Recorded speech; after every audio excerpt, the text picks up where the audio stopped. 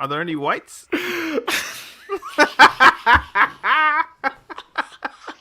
I was gonna say that as well. It's like literally like because I was just thinking that as I was drinking, I was about to say, do you know what's going to be really funny? So yeah, no, because what's it called? Because the ones I picked was Essien was there, but just that he didn't work with the timing of the beats. So I wanted to put Essien there, but so really it was Essien, Desai, Thegi, all in there, but Essien couldn't work. So I had to sort of Essien was the one that I had to pretty much take out here. But yeah, look, it's make Chelsea black again. That's the mantra. Make Chelsea black again, man. No, it doesn't work. It doesn't work. You can't say it. Maba? Instead Make- of MAGA? make America- Make... Oh, no, because of the C. Yeah. So Makba. make a black Chelsea map. Makba. Make a black Chelsea. So guys, we are back in here for the lovely, complicated Chelsea show, the only Chelsea show which actually tells you and gives you the truth.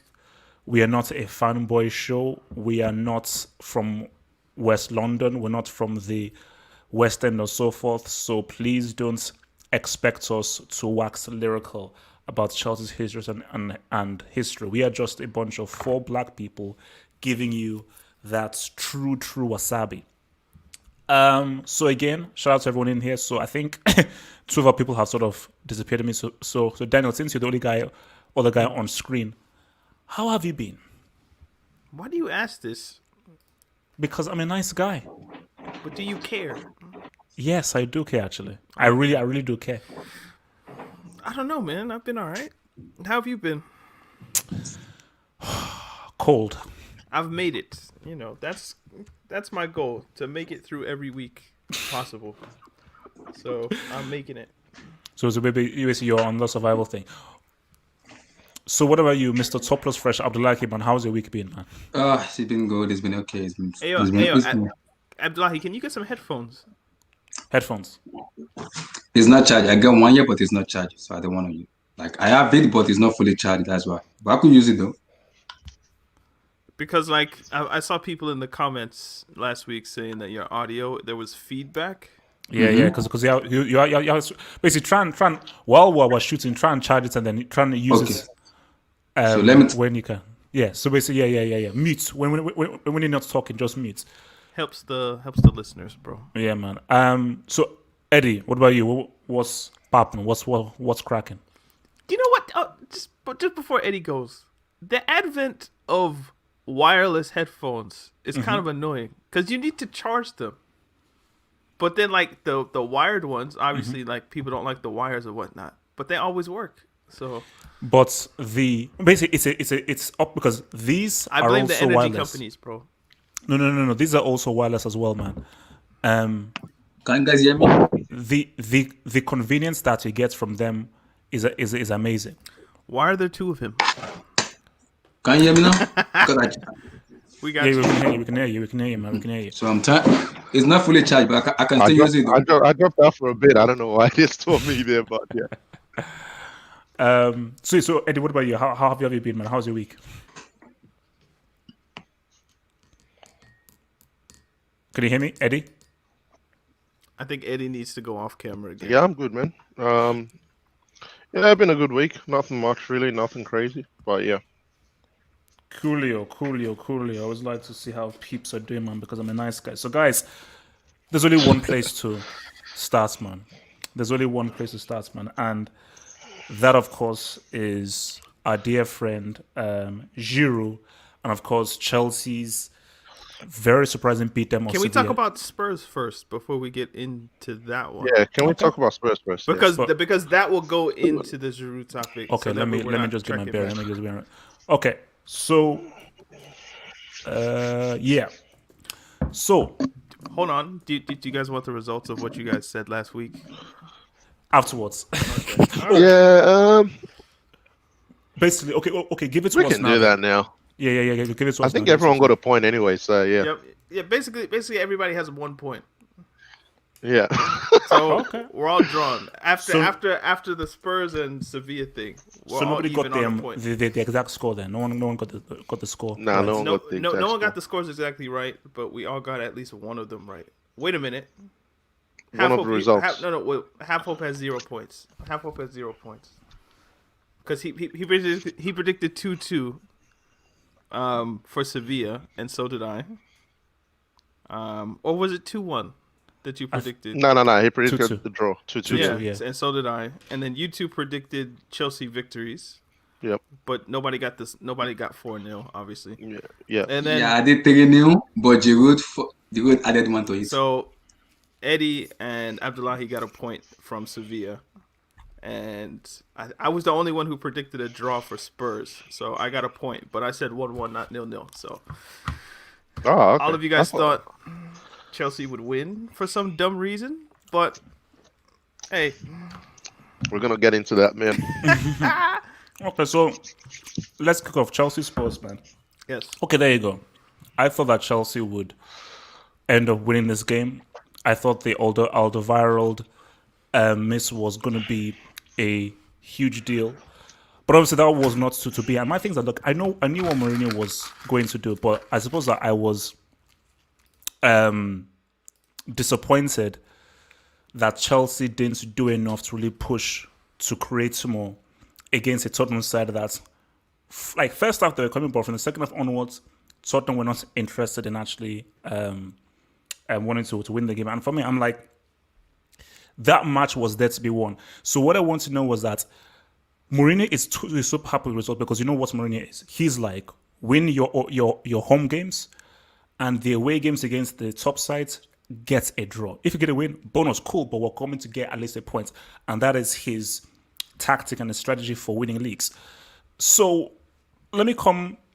So basically, just to round off my thoughts here is, I expected more. I think that a win was there, and I think with the fact of Tottenham were so defensive and were willing to give Chelsea the ball, I understand how difficult it is to break down a team that is so defensive and has so many men behind the ball.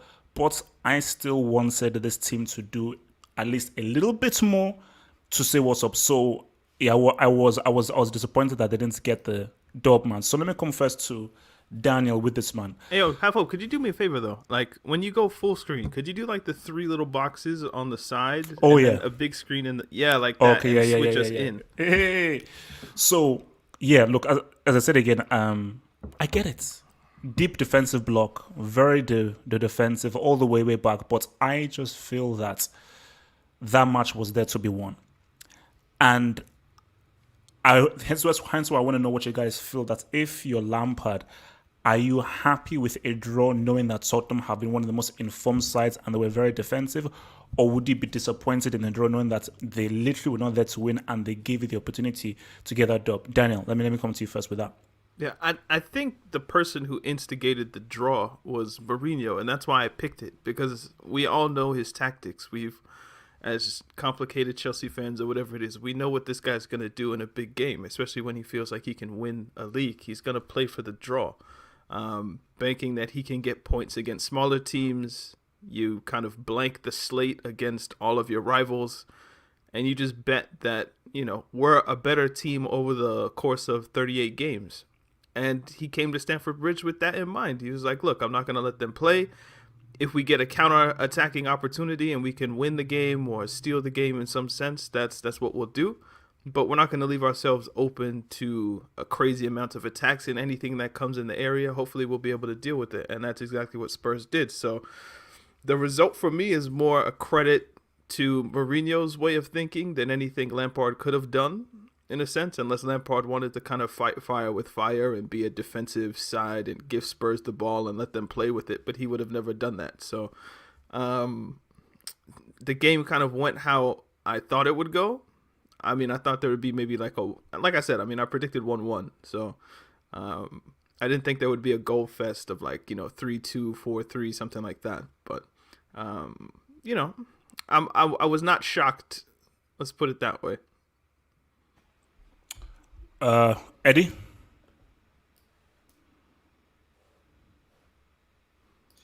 All right. I mean, we all said it last week that Jose was coming to stink the whole thing up. He was coming to play for a boring draw. He was not coming to play football, and he tricked us because when the game started, Tottenham were going out on the counter. I was scared. I'm not gonna lie, because I think they had a chance that went to Bergwijn early on. They had about two chances early on that could have easily been a goal, but somehow Chelsea were able to defend those. So the first half was more of who was going to counter attack best. Spurs had the best of the early chances, and then Chelsea had some early chances. But I think from the moment Werner scored that goal, Jose just told the whole team, like, we're not taking no chances anymore. Everyone go back. From then, I mean, Harry Kane pretty much played DM. um, who else? Son was an extra right wing back. Sissoko dropped from midfield to right centre back to track Werner's run. And they blocked all the channels to Ziyech.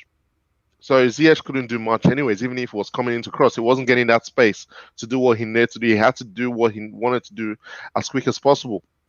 And that was what we expected anyways. But the second half for me, I mean, I don't know if you're going to ask this question after, if I should get into it right now. But Mourinho literally just told Lampard, you're not doing anything from the wings. Do what you're going to do from the middle. He gave the game to Kovacic, and because the first half was dominated by this guy, Ndombele, he was the best player in the first half, hands down. But in the second half, Mourinho literally told Lampard, Werner and Ziyech are not beating this team. Chilwell and Reece James are not beating my team. You have to beat me with Mount, Kovacic, and Abraham, and we failed. Simple as that. Lampard had to make some tactical decisions to make sure Chelsea attacked more from the middle. Because if you looked at what was happening, we weren't getting too much space from the wings. Yes, Reece James, I think in the early parts of the second half, got some crosses in from the right side. But after that, it was nothing much. All we kept seeing was Kovacic and Mount making runs through the middle. And I saw people at the end of the game saying Mount and Kovacic were man of the match.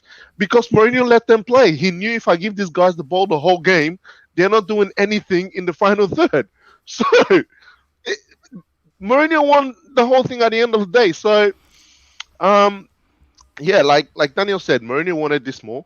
And if you look at the big games for both teams this season, Mourinho already had 6 points from United and Man City, if I'm not mistaken.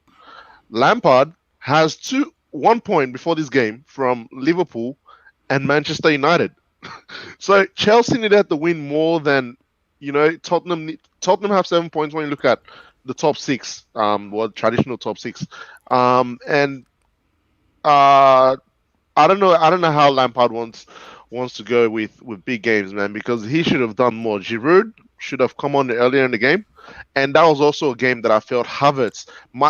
Again, the subs baffled me. That was poor man management from Frank Lampard, because Giroud should have come on a lot earlier. And I get, Daniel would say, yeah, he probably doesn't score those goals that everyone's saying those chances Tammy got. But at the same time, Giroud would have been in the best position. Don't pre-up my points, please. Don't pre-up my good points. Thank you. Hey, let me talk. Giroud would have been in the best position to attack those things. Tammy didn't even get close enough to those balls, man. That's the annoying part about it. And those were quality crosses. Those Reece James crosses were quality crosses. Oh, what the and I went, okay, we need Giroud in it. Why are you not warming up?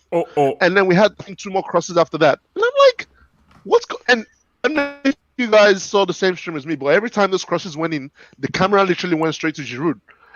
Everyone knew that Giroud should come in for Tammy, but yeah, those subs as well. Giroud and Havertz should have been the first 2 subs, and the order of the subs just baffled me. And I don't know, man, but that was a poor management. That was poor game management from Frank Lampard, if you ask me. And I think he decided to settle for the draw as well. He was coaching scared for some reason. I don't know if maybe Abdullahi has spoken to his crazy man Abramovich to go talk to Lampard. But Lampard, for some reason this season, if you look at majority of the big games or majority of the games where you felt that, it's sort of a big game for Chelsea. He has coached scared or he's coached safe. He's not taking those chances that would help us win the game. So yeah, it was annoying, man, because I don't wake up for 3 a.m. games here in Sydney, and I woke up for that, and I needed that win. I needed that win. I needed that win because Well, okay, pause. Eddie, do you stay up late or do you wake up early? Or does it depend? It depends. Yeah, sometimes if the game's at 5, I wake up early. If the game's at 1, I stay late. 3 o'clock is that like gray area for me that I just That's go. a tough one. Yeah, I can either sleep early or wake up early, or stay up late. Depends what I'm feeling. But I think I woke up for this one. And is that Kobe Bryant behind you? Are you like a Laker fan or a Kobe fan? Yeah, man, I'm a Laker fan. Hey, don't get me started on the Lakers, man. Hey, LeBron, AD for the next 3 years. Thank you very much. Get those flippers out of here, man. Get the flippers out of Staples Center. But yeah, let's stick to Chelsea right now. No, man. I don't know if we want to speak about those flippers, man. So let me just get some of these things that are so from Latin Rosario. All right, let's get this hype over with. Rosario, there's nothing to be gone over. We're going to take this very, very slow indeed, because you're one of the ones that was hating on me. From Totally Awesome, in the words of Juju Man, Chelsea is a nothing club. Totally Awesome, when we meet Bayern, I'm coming for vengeance. Ooh, I got something on that. Oh. Abdullahi, talk to me, man. Wait, actually, Abdullahi, like, what have you been... I've been watching you for the past 5 minutes, I think he moved rooms or something. Yeah, I moved room. I'm trying to charge my Okay, system, no, because laptop. there was a lot of activity going on during Eddie's speech, so I was about to say that everything is fine. So talk to me about Spurs, man. Talk to me about Spurs. Seriously, that match, like, I was angry with that match because I knew Mourinho would defend. I already knew it because they couldn't. I was like, Lampard need to attack that match because you can't go defensive with Spurs. We all know what Mourinho is gonna do. He's gonna go defensive. So I was like, I knew Mourinho would defend, but I wanted us to attack because I believe we kind of player we have ZH, Timo Werner, Hakim, Kai Havertz, and everybody. We could easily win their matches. In the first half, I wasn't that much worried because I know we still want to attack a little bit in the first half. But in the second half, I was literally angry because Tammy Abraham missed 3 clear chances, 2 headers, and one. He missed it. So I was like, each time he missed those chances, the camera goes straight to Olivier Giroud. I was like, what's this guy doing on the bench, Lampard? What's he doing on the bench? And the annoying part of it, like, he brought on Giroud in the 78th minute. That pissed me off already. I was like, Lampard, what are you doing? Why are you gonna bring Olivier Giroud on in the 78th minute? This guy, we seriously needed this guy to show up for us, and you are bringing him up in this kind of situation when you know we needed goals. What is going on? And that match, I think people may say it's too rusty, but I think that match needed what's called Kai Havertz and Christian Pulisic, because that match, Pulisic is more of a winger. He can easily go 1v1 with Serge Aurier instead of Timo Werner, because Timo Werner has played so many matches, he needed a rest. So I was expecting Timo Werner to rest in that Tottenham match and also in that Sevilla match. So he will have enough time to come back for the Leeds United match. I was expecting Pulisic. I know it's gonna be rusty, but putting Pulisic in that match helps a lot because what's called Sergio Aurier is gonna be like isolated a lot. And when you have a dynamic winger who can run, who can go 1v1 with a defender, it's very, very easier. But that match I was expecting Lampard, but Lampard was like playing safe. I don't know why he was playing safe. I have no idea why he was playing safe, but that match literally got me angry and pissed me off because I was expecting more of a win. There was like plays I was like, why is Lampard playing safe? You needed this match. Why are you playing safe? You needed this match to win it. Why are you playing safe? All right, so let me pose this question to all of you guys. Do you think that this team has issues breaking down defensive teams? So people will look at what United did, how they set up, how Tottenham set up, and say, you know what? Let's have several men behind the ball. Let's make it very difficult. Don't give them any transitional space, no transitional opportunities, no counter-attack. Do you feel that this team can break? Do you think there's a formation or a setup where they can break down teams, or do you think there's maybe a player missing that is needed to break down teams who decide to now sit with men behind the ball and are ultra defensive? Daniel. What do you think first? Me. I was disappointed in Ziyech because I feel Ziyech is that player. But then again, you then look at a Kai Havertz, because when you're playing against super defensive teams, you need somebody who is very good at passing and has great vision, so who can see passes that other guys can't see, and something imaginative. Because two ways you break down a defensive team: you need a dribbler to take out a man out and create the space, or you need somebody with super imaginative passing. Hence why peak Spain, they will cut you up, because they will find that pass that no one else can see. So Ziyech was like, okay, wow, but that's why I'm just a bit worried with Ziyech, because I thought Ziyech would be able to find something. But then again, it goes to the whole Giroud point. So let's say Giroud plays in that game. Would those passes and those balls that Ziyech was now playing, would they have reached Giroud, and would they have been much more effective? You know, the thing that Ziyech does, where he now comes into his left, puts it in deep there. So on one hand, I'm like, would it have been a different story if Giroud was now the striker who you're now feeding instead of a Tammy Abraham? At the same time, is there a strong enough creator who you can rely on to be able to pick out a pass and take someone out? But then again, Pulisic didn't play, Havertz didn't play. So I'm a bit in two minds on the whole thing. So Danny. Well, I'm looking at the team that Lampard played. And the midfielder was Mount, Conte, Kovacic, right? Like that's asking a lot for Ziyech to be like the main creator of the whole team, because you're playing against another team that has its own way of thinking and its own manager and their own coaches, and they're not stupid. They know, like, okay, Ziyech is a guy that we need to key in on, so let's make it as difficult as we can for him to create. Obviously, we're not dealing with brain dead managers on the other side. Maybe in a lesser game you could maybe get away with that. But what you need to supplement Ziyech with other players, and I think one of the things that people lamented about last season was there seems to be something there, but that last thing isn't there. Meaning, like, Chelsea played well, but that last pass isn't there, or just that next creative idea isn't there. And then people thought, okay, well, Ziyech is going to be that guy.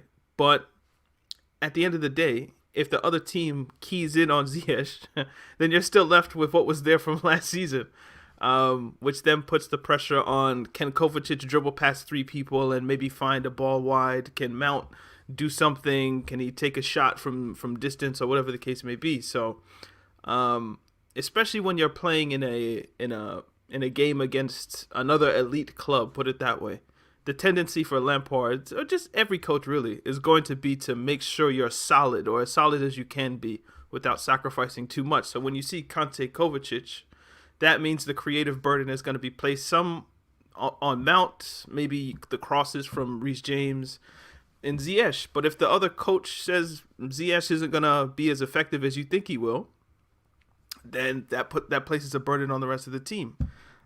But we know that the rest of the team, especially from last season, maybe that's not their best, attribute to start creating chances and things. So to answer the question, yes, Chelsea are missing a player. You would think it'd be Kai Havertz. If you take out Kovacic, put in Havertz, then you have another kind of number 10. But when you're playing against Spurs, can you really expect Conte to be the only one who has a defensive mindset in midfield? I think that's a bit risky. So I'm done. All right. Eddie, what about you? Like, Chelsea against deep blocks? Now this will come back to something I think that Lampard wants to do, in terms of having players who are positionally versatile. And this comes down again to in-game management, because let's face it, most times formations are more for people to look at and go, yeah. But you look at average positioning sometimes, and it's not the same way it's set on paper as to, oh, it's a 4-2-3-1, and all of a sudden everyone's average position is that. The shape is So, more yeah, defensive. the shape, it's more about the shape. And I think if we have, I mean, hey, proper Chelsea fans can turn this off now if you're a Mount apologist, because Havertz in for Mount and have Kante and Kovacic sitting behind him, because I mean, we'll get to the Sevilla game, but there's something about Havertz just coordinating the attack from the middle that brings players in and creates spaces for everyone else around him, that he can just find that pass and that touch, that go there. Okay, it's not working. Give me back the ball. I'll find someone else. He can be the engine, because we cannot have the engine on the right-hand side with Ziyech. Once, people start keening on him, he can't do much. And even if he drifts in, it's only going to clog that middle space for everyone else. So what we need is someone in that middle who can direct traffic and direct the attack. Can I add a point though, Eddie? Like, did you notice that when I was thinking about Havertz, I went to take out Kovacic, and why did I do that? Hey, Because Mount has to play. hey, That's another problem. But we discussed this ad nauseum. No. But I just do this. But real quick before Cook Eddie. Let Eddie. I've always said that Chelsea's strongest lineup is 4-2-3-1. With Havertz at 10. Havertz at 10. Kante, Kovacic. Havertz at 10. Pulisic or Ven on the left. Ziyech on the right, and Giroud as a striker. That for me is the ideal lineup. But Eddie. Hey, yeah, proper Like, Chelsea fans wouldn't think that. I said it last week Screw as well. them, man. Like, when everyone is fit, Mount probably doesn't even get on the pitch. And if anyone wants to argue that point, look at Chelsea's attack and look at what happened against Sevilla. At least 2 of those players should be coming off the bench. And if you're going to bring a midfielder off the bench, I don't know. Mount's not the guy that win the game for me. But switching, I mean, with Kovacic, what I've seen this season as well is he's starting to improve his end product in the final third. He's not all the way there yet. He's got all other aspects of his game, I think, sorted. His passing, he can dribble from midfield. His defensive capabilities is, adequate enough to play for Chelsea. So we can alternate between that 4-3-3 and then 4-2-3-1, depending on the team and depending on who we're playing with. You want to defend a bit more and still have the same qualities in attack, you go with the 4-2-3-1. You want to attack more, you go with the 4-3-3 and put Kovacic on the left side, which is where he plays his best from. If you notice, when Mount's in the team, Kovacic plays on the right, because Mount has to play some way. So yeah, Chelsea. I mean, I think we have that player in Havertz. I'm not gonna call him the German Zidane. like. Yeah. I'm not gonna Like say. I'm not gonna say. we know. I'm not gonna say no names, man. He's the German, according to someone else. Up, right here. Not here, but here. Yeah. But yeah, I feel let's give that a go between now and January, because I think there'll be enough games for us to assess that kind of thing. Because if you ask me, I'll say Chelsea is probably missing a goal-scoring midfielder. I look at our midfield and I don't see goals. Havertz could be that guy, but I thought that's what scoring. Mount was supposed to be. I thought he was supposed to. Well, obviously, this is what people claim. Lampard reborn. That he was supposed to be the Lampard regen. Frank was getting 20 goals a season, guys. I mean, obviously, he was taking penalties. So from open play, maybe like 10, 12. There was a run last season where Mount hadn't scored in like 17 games. 17, 18 games. So let's not go there. I don't have anything against the kid. But let's just say he's Lampard. He is not. Let's not go there, man. But let's not go. I know. Right now It's tied ground. It's tied ground. When the guy has an average game, we don't. Chelsea Twitter just goes off. But when he has a bad game, everyone's trying to defend him. Hey, let's leave it. So yeah, I mean that's something we need to look at. Probably a goal-scoring midfielder. But again, let's watch Havertz. And when we want to talk of development, look at Kovacic and not Mason Mount, please. Thank you very much. There were 2 goal-scoring midfielders that were sent on loan, by the way. One to Fulham, one to Aston Villa. So that's just. Both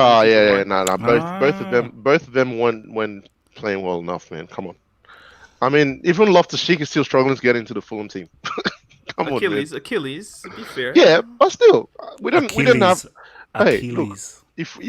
if we don't, I'm gonna be fair to everyone. If I don't have the time for Mason Mount to develop and become this world-class midfielder of Frank Lampard 2.0, then I don't have the time for Loftus-Cheek and Barkley to come back from injuries. You need to be on your game if you're gonna play for Chelsea, man. I have time.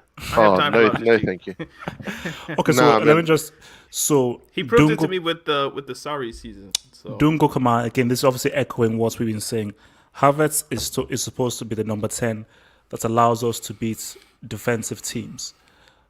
How you have a guy who is obviously one of the best passers and creators in the team, and you don't have him against deep defensive teams, I have no idea. And the scary thing is that I am hoping and praying that Lampard doesn't believe that Mount is a better option or a better player in that position than Mount. Maybe Lampard wasn't expecting Spurs to be as defensive as we knew they would be. It's Mourinho. You should have expected that. Just because we expect it doesn't mean he does. He's paid to think about this stuff, man. Come on, man. Wait, who's this? Lampard, because he's saying that like I was thinking, what if Lampard didn't expect Spurs to play as defensive as they did? So then there was no need to play a kind of creative number 10 player. I could just play a number 8. And Lampard played under Mourinho for how many years? And you're telling me he did not know Mourinho was going to stink up the game? I'm saying, why are we taking that option off the table? That just a tactical error. Oh well, sorry. So I'm listening. Havertz had just come back from COVID, but he came back a week before, though.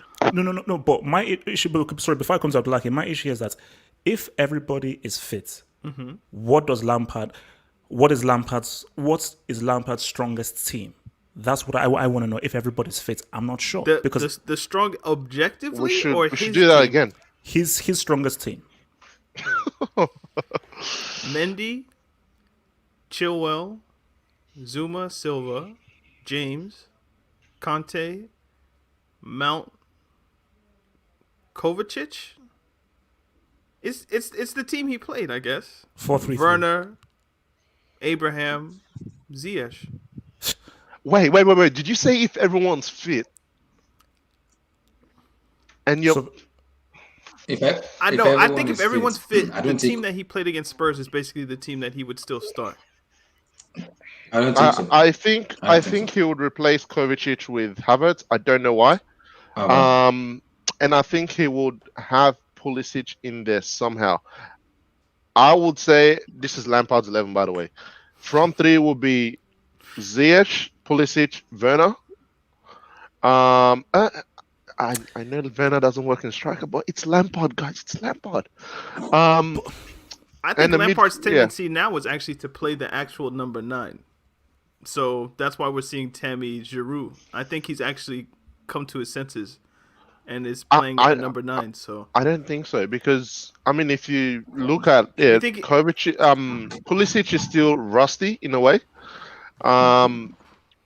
He's still rusty. He just came back from injuries, like 2 or 3 injuries or so. Boy looked good in Sevilla, man. Yeah, he looked good, but he's still not. If you look at the way Lampard has handled injuries this season, he's not bringing guys into the team that quickly like last season. He's easing them back into the team. So I think Pulisic will still find his way back into the first team, which is why I feel Werner would slide up to the striker position, because I don't see Lampard dropping Werner. Can you imagine Lampard not playing Havertz and Werner when we bought them this season?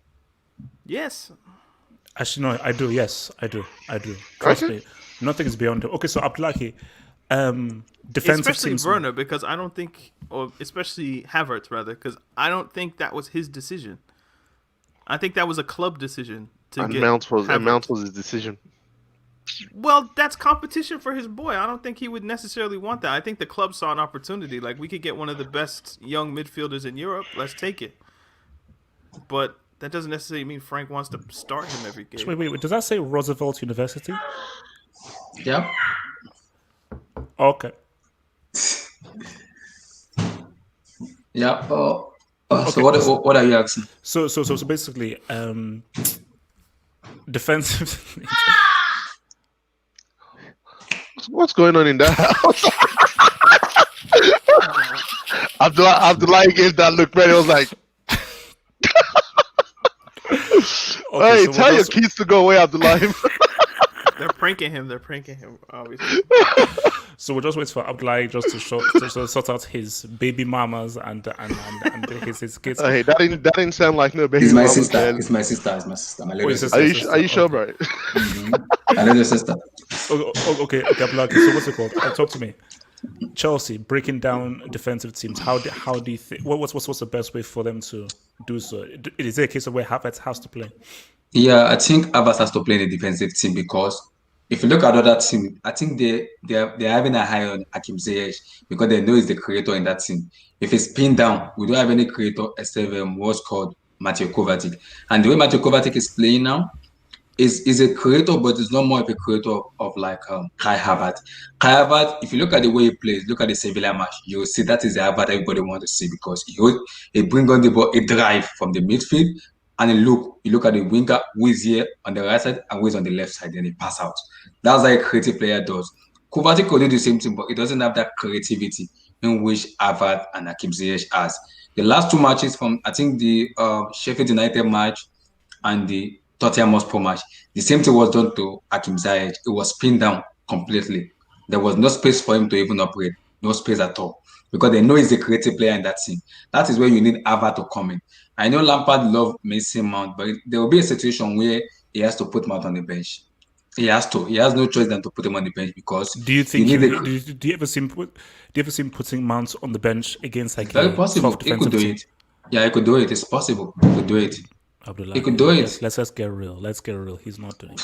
I know Lampard loved Mason Mount, but it's very possible he could put him on the bench because look at the creativity of Kai Havertz to the creativity of Mason Mount. There's a difference between both of them. There's a difference. Lampard doesn't difference. say it, man. Lampard doesn't say No, it. no. I'm lucky. When a manager loves a player, he loves a player, and there's nothing you can do to say anything. Chelsea fans have just to accept that Lampard loves Mount. That is his guy. That is his player, and he's going to make a point to put him in all of these kinds of games and so forth. So it's like you just have to accept that it's Mount al. So it is Mount and company. So You see, well, I think Abdullahi has a slight. He's getting somewhere. I think Kovacic is like. How would you put this? There's people who create the chances, and then there's people who create the chance for the chance to be created. Does that make sense? yeah. So Kovacic is a person who creates the opportunity for a chance. So he'll dribble past three people, or Bring the ball just up. retain the ball, and then he'll find James on the wing, or he'll find the incisive pass to, you would think, a Mount or a Havertz or maybe a Giroud who drops past, and then the person who gets the ball next, they're the ones with the brain that can then put in the cross, or if they're talented enough, like a Ziyech, you would think like maybe he could turn it into a goal. Yeah. But the problem with Chelsea is, especially when you play Kovacic, Mount, Conte in midfield, once Kovacic gets up there, who's he passing to create the opportunity? Nobody. There's not Mason really Mount. that. So then you're asking Kovacic, once you get into that area, switch, and now you need to become number 10 once you get into that area. Yep. That It doesn't work that way. it's too much to ask, and it's a problem people readily see with Conte. Like, it's so obvious for people. Oh, I don't want Conte in the attacking area because my brain can't compute that he's there. But when Kovacic is there, it's like, oh no, he can do it. He can do it. He can obviously do it. Not really, bro. No. But then that's what makes like a Modric and an Iniesta so good, is that They can they're do guys both. that can do the central midfield stuff, and when they get in the final third, they're very comfortable in that final third and know how to navigate that area. And they're central. Is like, for instance, like a Javi isn't so comfortable in that final third. A Pirlo, not so much, but like an Iniesta, a Modric, a Yaya Toure. These are the guys who can do the central midfield work and then come up there and now be able to navigate there, because Kovacic is a guy that has to always play. Yeah, there's a link missing, and you would expect Mount seems like he has a little bit of it, but not enough to break down Spurs. So now you need a better player, and that should be Havertz. Basically, but, that's the thing. Basically, that is where you're going to say is that Mount is supposed to be that link in the chain. He's supposed to be the connective tissue between midfield and attack.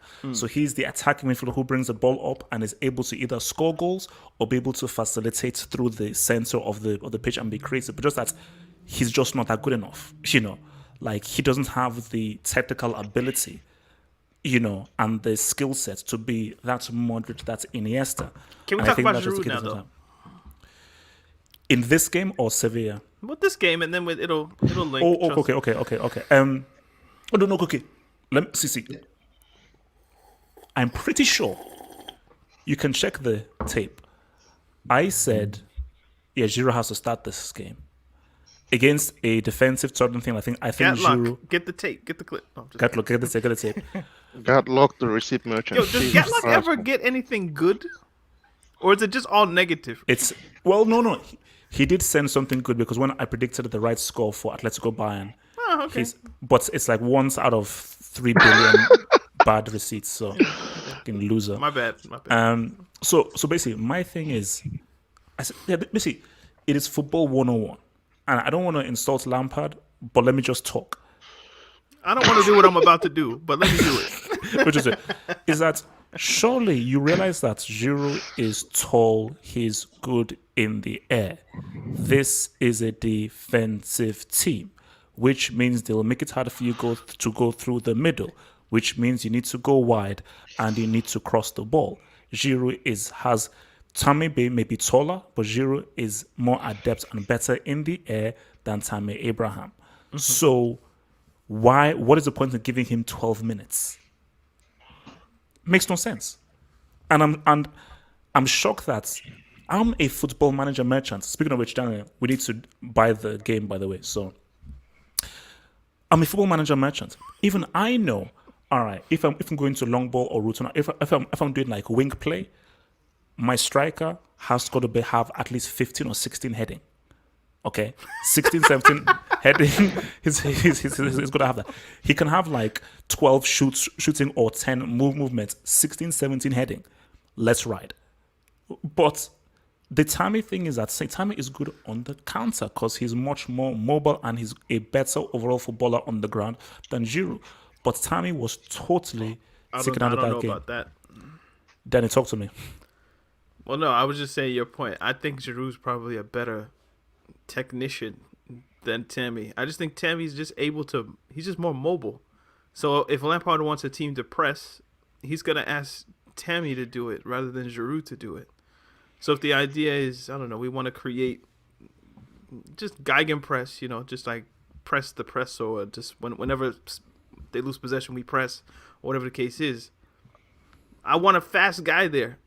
So between the two options that I have, give me the guy that I know can run for 60 minutes, 70 minutes. And there's not I don't know, just like there's not too much of a measurable drop-off between the striking output of Giroud and Tammy, probably in Lampard's mind. So let me play the one that I think has the better physical attributes. So I think that's more his thinking. So Eddie, what do you think, Giroud? What did you think the homeboy said was up in that Spurs game? I mean, last week I did say Abraham had to start, and I still stand by that. I mean, he was in form going into that game. Let's not deny it. He'd scored some goals going into that game, so it's fair enough that he started. My thing comes to what I said earlier, that again, I play football manager as well. If the game's 0-0 and I know my striker has stinked up the joint and is missing chances, you take him off. But why didn't Giroud come in early? That's the question I still need to ask Lampard. I mean, HH, you were going on about it on the streams on Sunday. You were going 12 minutes. What do you expect me to do with 12 minutes? When Jose Mourinho is already bringing on Ben Davis and he's still got Regulon on the pitch, you've got two left backs on the same side as Rich James, who was putting in those crosses. So what do you want Giroud to do in that case? So Can I just... Oh, never mind. Abraham should have started, but at the very least, Giroud should have got 30 minutes because everyone could see that Abraham could have played that game, and this no insult to Abraham, but Abraham could have played that game for at least 4 more hours, and Mourinho was not letting him score. He was not gonna get a goal. Can I offer perhaps an explanation? Okay, go. Well, just devil's advocate. Lampard obviously knew what he was going to do in the week. He obviously knew that Giroud was going to start and play a complete 90 minutes, right? So could the argument be that instead of giving Giroud 30 minutes against Spurs, I save him, I only play him for a fraction of that time because I know he's going to play a complete game on the week or in the week. So is Lampard perhaps thinking ahead and not trying to give Giroud 90 minutes in 3 or 4 days? Daniel, stop. And I will get into some people during when we discuss the Sevilla game. But someone answer me this: did Chelsea not already qualify from the group? Yeah. So why are we worried about Sevilla? That was. I'm just thinking. According to Lampard, Abraham is in the hierarchy. He is over Giroud, right? Yeah.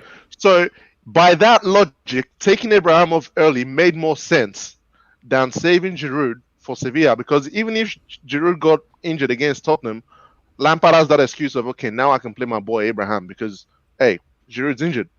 I don't want to hear that, man. We already qualified from the group stages. It makes sense that he would.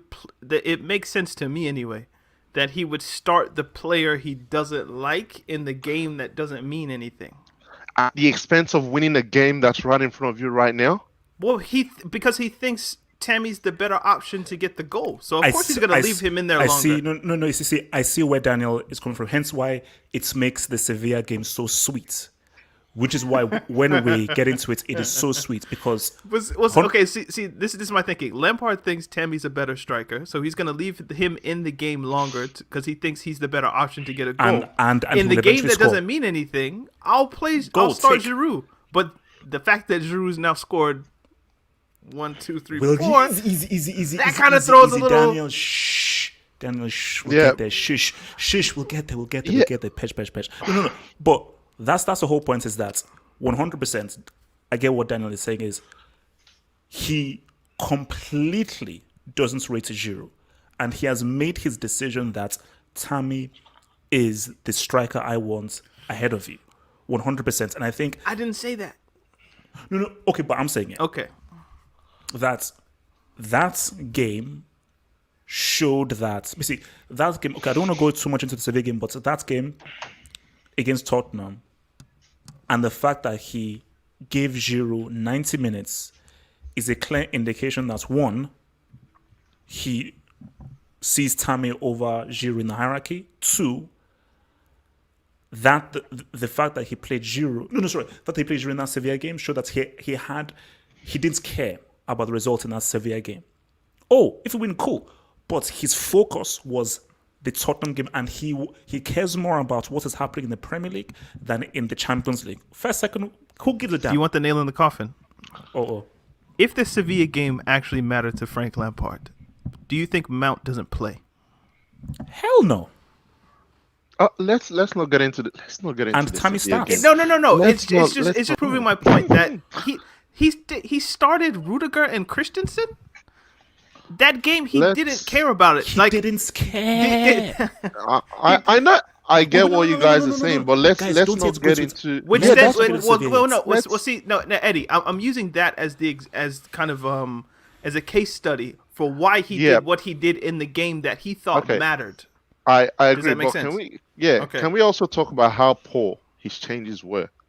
Your first sub was a guy who hadn't played a game in how many weeks? And you expect him to come. I don't know. I think he wanted to play for a draw as well. I don't think he had any intention of winning that game in the second half. Honestly speaking. Because your first sub is to bring on a Pulisic who hasn't played a game in how many weeks? You leave Tammy on the pitch. And when you decide to bring Havertz on, who that game was crying for as well. One, it was a bit late. And two, you took off your main attacking threat on the right-hand side as well. And put Havertz in there. How does that make any sense? How is that game management? No. I think that Lampard wanted specifically to be like, okay, I'd like to win this game, but because it's Tottenham, perhaps one of our title rivals, I'm cool if we don't lose. So he did not aggressively go out to try to win the game. And that is what makes those changes. Now, I get what people are saying that Havertz is coming back from COVID, so I get that. But I just think that his overall management of the game with the changes, he wasn't aggressively going out there to try and get the win. So from Dungo Kamal, who says, Lampard wants Tammy Abraham to be a more mobile version of Giroud, but Tammy Abraham still has a lot to learn. The fact of the matter is that Tammy is a good, decent player, but as of right now, he simply should not be the number one choice striker. So guys, look, man, I think it's time. Wait, Abdullahi, are you still around? I'm still around. I'm hearing you guys. Okay. He's got his kids in the room. Okay, I'm listening. let's come to this now. Please mute so we can hear feedback. Man. Can I hear feedback? Mute. His house sounds very full.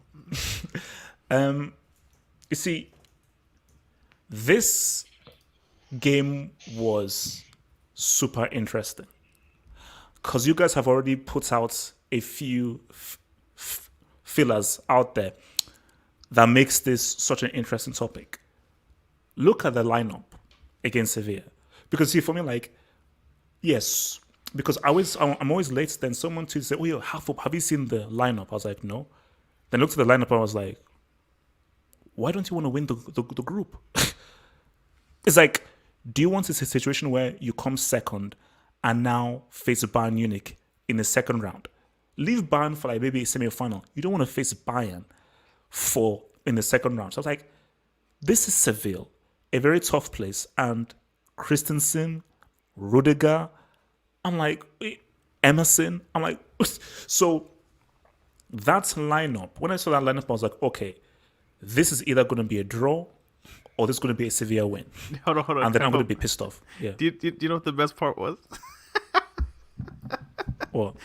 He made all those changes. Fair enough, people can call it rotation or whatever it is. Who started in goal? I was gonna say that as well, man. Like, hey, let's. He was like, look, I'll make all the rotations I do need everything. to, but Kepa, nope. Nah. I'm still playing Mendy. So that was the funny part about that. But that's not, if you're Kepa, like, I can't even get into a rotation game. what's supposed to be going through your head? Oh Lord, no! I didn't actually notice that. That's bad. That's bad. You don't even play your reserve keeper. That's bad. So, my thing is this. Now, guys, correct me if I'm wrong.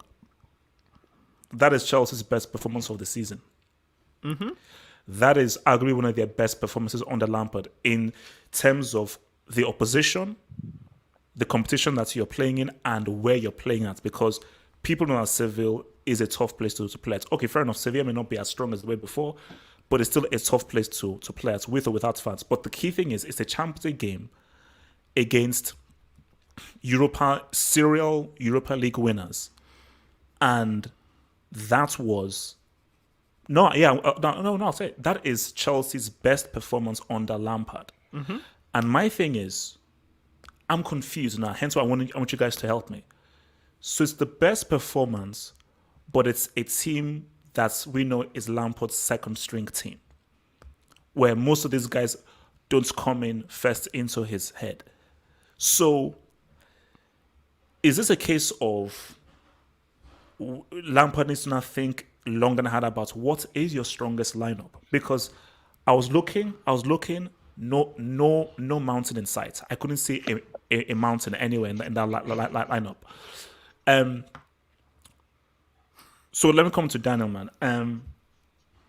How do you explain that performance? Is it a case of just like Sevilla were just trash, or does Lampard need to think long and hard about what is the strongest lineup and the right balance of the team? Okay, this is gonna sound a little bit like hate, but whatever. Don't hate, man. Love. I do think we have to take into account that Sevilla did the same thing that Chelsea did, because they have Real Madrid on Saturday. So Lopetegui also rested a lot of his starting players. Like Chelsea did not play Sevilla; they played Sevilla B. So it was Chelsea's B team against Sevilla's B team for all intent and purpose. And Chelsea are better than Sevilla's B team. But I would have liked to see Lampard's preferred against Lopetegui's preferred and see what happens. But they play Real Madrid on the weekend. So and the game virtually meant nothing to them in a sense. So so I think that's key to point out that Chelsea looked good, but it's not like they played peak Sevilla or the best Sevilla available. That being said, Chelsea still had to play the game that they had to play, and they played it well. So, by the way, I was watching more PSG Manchester United. I was. Me too. Yeah. It was a more interesting game. The what I saw most was just Giroud scored. Well, and then he scored again, and then he scored again, and he scored again. So that's more what I was paying attention to. But I do think that's key. So, Eddie, just general thoughts on the game then. I mean, how much credence do you give for that performance? I had to go back and watch this game again after it was over because I could not believe the nonsense I was seeing. On Chelsea Twitter, I was saying stuff like, don't doubt Frank Lampard. Everyone was talking about Frank Lampard like he was the best thing since sliced bread. He has been the best Chelsea manager since Jose Mourinho. He might get there, but I'm not giving him credit for this win. I'm sorry. Lampard's tactics and management had zero to do with this win. First of all, the lineup, like Daniel said, we're playing Sevilla B at the same time. Yeah? But you look at that Chelsea lineup that played as well. Answer me this. Were Chelsea better than Sevilla last season? Post-lockdown? Probably not. Probably not. But you'd say it was close, right? Yeah. You take a typical post-lockdown team and add Mendy, Havertz, and if you want to call it Hudson-Odoi. That's what that lineup was yesterday. And you're playing a worse team than Sevilla's starting team. So I don't get where the shock came from that Chelsea actually dominated this game. Because, yes, it's the B team, but a lot of these players had something to prove. Because Jorginho is not playing. He wants to play games. We've already mentioned that Lampard doesn't rate Giroud. So Giroud had something to prove in that game. Pulisic and Hudson-Odoi are trying to get back into the first team.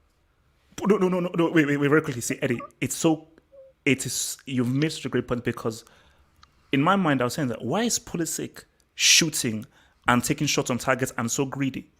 He's trying to prove a point. They were all trying to prove points. And Havertz is also coming back. Well, people say he's coming back from COVID. I think he should be in the first team anyways. So these guys, especially the Chelsea attack, had something to prove. Now, the Chelsea defense was the shocking thing for me because, I saw the apologies to Abdullahi yesterday, but Abdullahi, come on.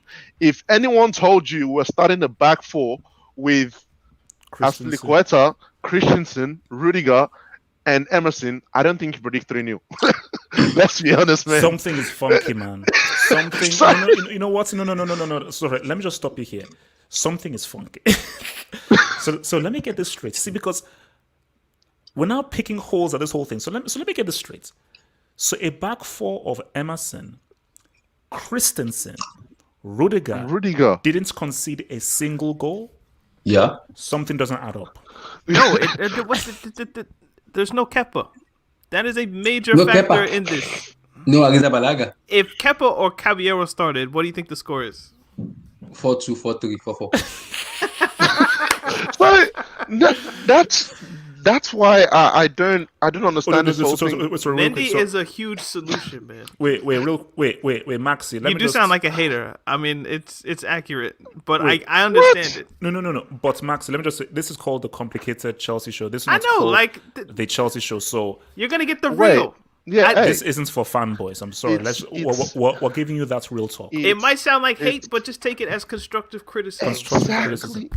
Hey, you can criticize again. Like, let's face it. Yeah, in terms of management, Lampard is still, like HH would say, a test tube baby. Baby. He's not fully there yet. That is very Like, disrespectful to all the test tube babies out there. By the IVF, Baby. man. What up, baby? IVF, what up? hey, look, if Petri dish Lampard babies and whatnot. if That's Lampard is gonna disrespectful. if Lampard is gonna turn Chelsea into his lab where he's trying to bring up, Mount and Abraham as test tube babies as well, hey, he can be called one. But anyways, the thing is, Lampard should not get any credit for this win. That's number one. But when you then get The into proper the Chelsea performance, fan is back. it's behind Abdullahi. Oh yeah, the fact. No. You see, when I went onto Twitter, when I saw that game, I was like, that game was the story of that game was Olivier Giroud. It wasn't Lampard. Olivier Giroud was the star of that game. But when you go onto Twitter, guys saying, Lampard is a genius. yeah, exactly. He's now proving himself. I say, whoa, wait a minute. The story here is, are Chelsea still going to allow Olivier Giroud to join Inter Milan or West Ham in January, when he has proven that, as far as finishing goes, he is the better finisher as opposed to Tammy? Yes, Tammy's been playing well, but overall, it makes more sense to have more faith in a Giroud than a Tammy. Now, Giroud may break it up and stink it up for a few games, but it makes more sense to roll with a Giroud than with a Tammy. Wait, just quick question for all the people who are showing Lampard a lot of love in the comment and saying we're hating on Lampard, yeah? Can you give me a game this season that we did not expect Lampard to win that he's won? Because I can give you games where we expected a win and he's bricked it, but can you give me a game where we did not expect him to win and he's won? Thank you. Marvelous. This isn't a show for proper Chelsea fans. So, Do you know what? We need to get Abdullahi to put like a Chelsea badge on the fan, and it has to be in every show. And if people want the proper Chelsea fan, we just ask the fan. He says I'm not nothing. the proper Chelsea fan. Who said Brighton? Jesus Christ! No. I'm not the proper I know. Chelsea I mean, like the fan that's behind you. We put a Chelsea badge on it. That's disgrace for me. You see, my thing here is that, and this is what I keep having to reminding people and myself of, that I have nothing invested in Frank Lampard. Thank you. I am not, because for me, I get it. I understand. You loved him as a player. Because you loved him as a player, you will defend him ad infinitum as a manager. I come in here fully objectively. I don't give a crap what he did as a player. I am only looking at you objectively as a manager, and I am yet to call him the second coming of Pep Guardiola. That's not happening. He does some good things. He does some bad things. And I think that in this Chelsea-Sevilla game, it is difficult for me to truly assess and give Lampard the dub because, as we've now found out, Sevilla were resting guys. So that wasn't really fully Sevilla's team. So of course, a win is a win, and 4-0 is 4-0. But the biggest story is, if Giroud goes in January, as Chelsea fans, are you happy with that? Are you I don't happy think with? anybody should be happy.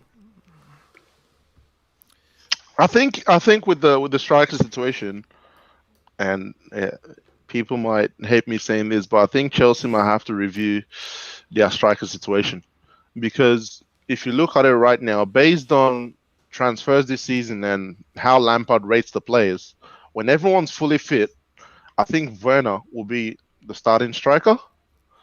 Tammy or Giroud fight for a spot on the bench. But if we then have a situation where Giroud is looking like the best striker, Chelsea might have to review that and go, what's going on here? Because right now Giroud is looking the better, and I would like a situation where, you get that jersey until you lose it. Basically, if you're not scoring, hey, sit down. I'll bring someone else who's gonna. That's the way it should work. That's the way it should be. You have to especially compete. with It has to be competitive. especially with the team that Chelsea have right now. Every position should be. Hey, if you're not on your game, I don't care who you are. If you're Thiago Silva, if you're Mendy, maybe Kepa doesn't get in. If you're Mendy, or if you're anyone else, Ziyech, anyone else in the front, if you're not doing the job, go sit on the bench, man. Think about it for a couple of games and come back. So, but if Giroud's looking the best right now, man, I don't know. Well, here's the thing. Like, I think the strength of the Chelsea squad is the depth of it. And I think the Sevilla game outlines that. So as Halfhope says, these guys are perennial Europa League winners. And I would say for the past, 3-4 years, Chelsea have been a Europa League standard team. You know, there might be the occasional Champions League round of 16 or whatever the case may be, but the last two major trophies Chelsea have won that aren't in England have been the Europa League. So Chelsea are kind of on a level with Sevilla in terms of the whole European football picture, I would say. Not the brand, but just what's on the pitch.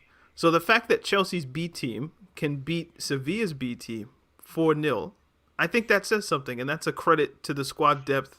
You can give Roman and Marina and Cech and Lampard the credit for getting the pieces that they need, integrating the likes of Mount and James and all of the youth, Tammy Abraham even, that there's a conversation between Giroud and Tammy, I think is a credit to what they did last season in terms of bleeding in youth players that then bolster the squad's depth, right? So I think you get credit in that sense. But I think Eddie is correct on a level where if Giroud is competing with Tammy, and we know what Giroud is, a 34-year-old striker who's at the end of his career, then you need to, it seems as if that position needs to be addressed in the market moving forward. Yeah. Because there really shouldn't be a debate. If Tammy is that guy, there shouldn't be a debate with him and Giroud in 2020. Maybe Arsenal Giroud, there could be a debate, but it's 2020. The guy's going to be 35 next year, I think, or 34 next year. So there are situations where the squad does need to be addressed, but it's still a credit to Chelsea that their B team can do that. Yeah. Wait, can I just bring this up? I want to just bring this up. What's this supposed to mean? Like, what is that supposed to mean? Has Jose beaten Lampard? So is your point saying that because he hasn't beaten Lampard, what are you trying to say, that Lampard is now a better manager than Mourinho? Because I praise the Lord that you're not saying this. I truly pray and I hope that you're not saying that because Jose hasn't beaten Lampard, Lampard is now better than Jose. See, this is not a show for fanboys. This is a show for realists, telling you the real.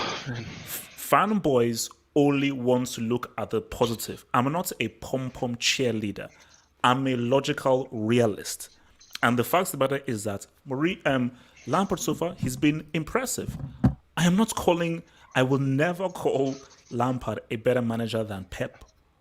Mourinho, even anywhere near their level, because he's not yet earned his stripes. He's not yet earned his stripes. Sorry, let me bring in Abdullahi in here. So Abdullahi, man, talk on the Sevilla game, man. I think, like what Eddie said, I kind of completely understand what Eddie said. For people who don't understand, let me make it right. When I make the prediction, I listened to Frank Lampard press conference on Saturday before the Tottenham Hotspur match, and I listened to what he said prior to the Sevilla match. So that makes me make my prediction. So because it was like, I'm gonna rest some players, I'm gonna play some players, I'm gonna do this, okay. Now I understand what he wants to do. But to my surprise, I did not expect him to play Antonio Rudiger and Christensen. I did not expect that. Because I was expecting maybe Zuma, maybe Rudiger or Thiago Silva, or Rudiger or Kurt Zuma. That is what I was expecting. I never expected him to play Christensen and Antonio Rudiger. So before I made that prediction, I already listened to what he said, and I was listening to what he's going to say for the Sevilla match. I know Jose is going to defend for the Tottenham Hotspur, but in the Sevilla match, like he said, we want to make sure we top the table. We don't want to have an ambition of second. He said it in his conference that we do not have an ambition of second. We want to go there to Seville and go on top of the table. That is what we want to do. So going there means I want to go there and win. So which means I can guarantee you he can't play all the starting 11 because there's a Leeds United on Saturday. So he cannot do that because the player is going to be tired, fatigued. He's going to come to the player. How much credit do you give Lampard for that 4-0 victory? You want me to be sincere? I'm not a proper Chelsea fan. It's individual that won the match. It's not Lampard. Abdullahi, be a proper Chelsea fan, please. No. Tell the people what they want. Is Abdullahi a complicated Chelsea fan? And if so, why? I would like it. Are you a real fan or a complicated fan? Are you with us or I'm not against a us? proper fan. I'm a fan, not a complicated fan, but I'm a fan. I'm in the middle. When you do Respect wrong, that. I criticize. When you do wrong, I criticize you. When you do right, I praise you. That's me. Oh, wow, man. I'm not a complicated fan like her. No. When you do wrong, oh, hey, you did wrong. You gotta do better. You can do better than this. That is me. Okay. So Oh, go ahead. Sorry. Okay, because Randall, this come to Sevilla Tammy. match, this Sevilla match, I knew because the reason they won that match was because of individuals, not Lampard tactics. The Lampard tactics doesn't work. Where are you gonna see Lampard? I want to see Lampard tactics work this year against Man City. Against those like now we're gonna be playing West Ham, Everton. Is this December? That is when I want to see Lampard tactics work because I want to see okay if Everton are sitting back, Lampard make a substitution and change that team maybe to a 4-3-3 or to a 4-2-3-1. Let's see a player you brought in and make a huge difference in that team. Then I'll give you credit that yeah, this is Lampard tactics working. At this moment, it's all individual. Akim Ziyech individual, Kai Havertz individual because we know how good of a player they have. That match literally won by Olivier Giroud. I want to lie to you. Lampard didn't tell you. Lampard just go there. Your mentality is just get. We need to top the table. We don't want to. We don't want to go second and face Bayern Munich. Hell no. We need to go there. Hell no. No. You want to go there and become the first. So when we become first, it's easier for us to get a lot of players. Okay. That is my say. So, Daniel. Well, this makes me think about like how Real Madrid won 3 Champions Leagues in a row with Zidane, and people are still hesitant to give Zidane credit because it's like people are confused at like what did he do really? like the Cristiano first gave it all to them. the first one, Zidane just got lucky. The second one, he got lucky again. The third one, I don't know if he's lucky. Maybe he's doing something, right? So for Zidane, it took 3 Champions Leagues for people to kind of sort of give him credit, right? People are ready to give Lampard credit for beating Sevilla. And that just the juxtaposition kind of confuses me. Because it's as if Chelsea fans are ready to just heap on Lampard the praise of somebody who's done something great. Like he's a beginning manager. Like there's only so much credit I'm willing to give him when I look at how deep the squad is. It makes me think of Real Madrid. Like I didn't want to give Zidane that much credit because he had one of the greatest club sides of all time. Obviously, after time, you can see the influence of what he was doing. But Lampard, I need more time to actually know exactly what are you doing, because this is season. He's had what 1.3 seasons. This is season number 2. So that's kind of where I'm at with it. I'm like, I don't know how much credit to give Lampard in these situations. It's funny. You say that. Sorry, real quick. Let me just hit this. So Rodriguez said Lampard beats Jose with Derby County. What's your points? Does not mean anything. Using that to say that he's not better than Jose Mourinho is completely stupid and idiotic. Eddie. Wasn't that game a penalty shootout as well? The Derby County United game. I might be mistaken. I can't remember. Yeah, I think he ended up with both. Well, by that logic, Jose beat Lampard this season in the same competition on penalties. So what's the point there? I don't get it. But it's funny. It's funny you bring that up because there's something that came to mind on Sunday. Because if you look at the managers Lampard is compared to, it's Ole Gunnar Solskjaer and Mikel Arteta. Like when you look at people doing comparisons on who's better and all this stuff, Chelsea, United, Arsenal. And there's something I thought about after the FA Cup final game because I was mad that we lost that game because Arsenal had just one tactic, get the ball to Aubameyang and it's over. And he does what he wants. And somehow I was astounded that Lampard could not figure out a way to stop that from defeating us. But I thought about this, after the game against Tottenham, and I talk about how poor the management of the game was. Can you imagine what Chelsea fans would be saying if Lampard had won that competition? Did you see the Arsenal fans and what they were saying after Arteta won? For some reason, that is the only thing that some Arsenal fans are holding on to for still keeping Arteta on the job right now.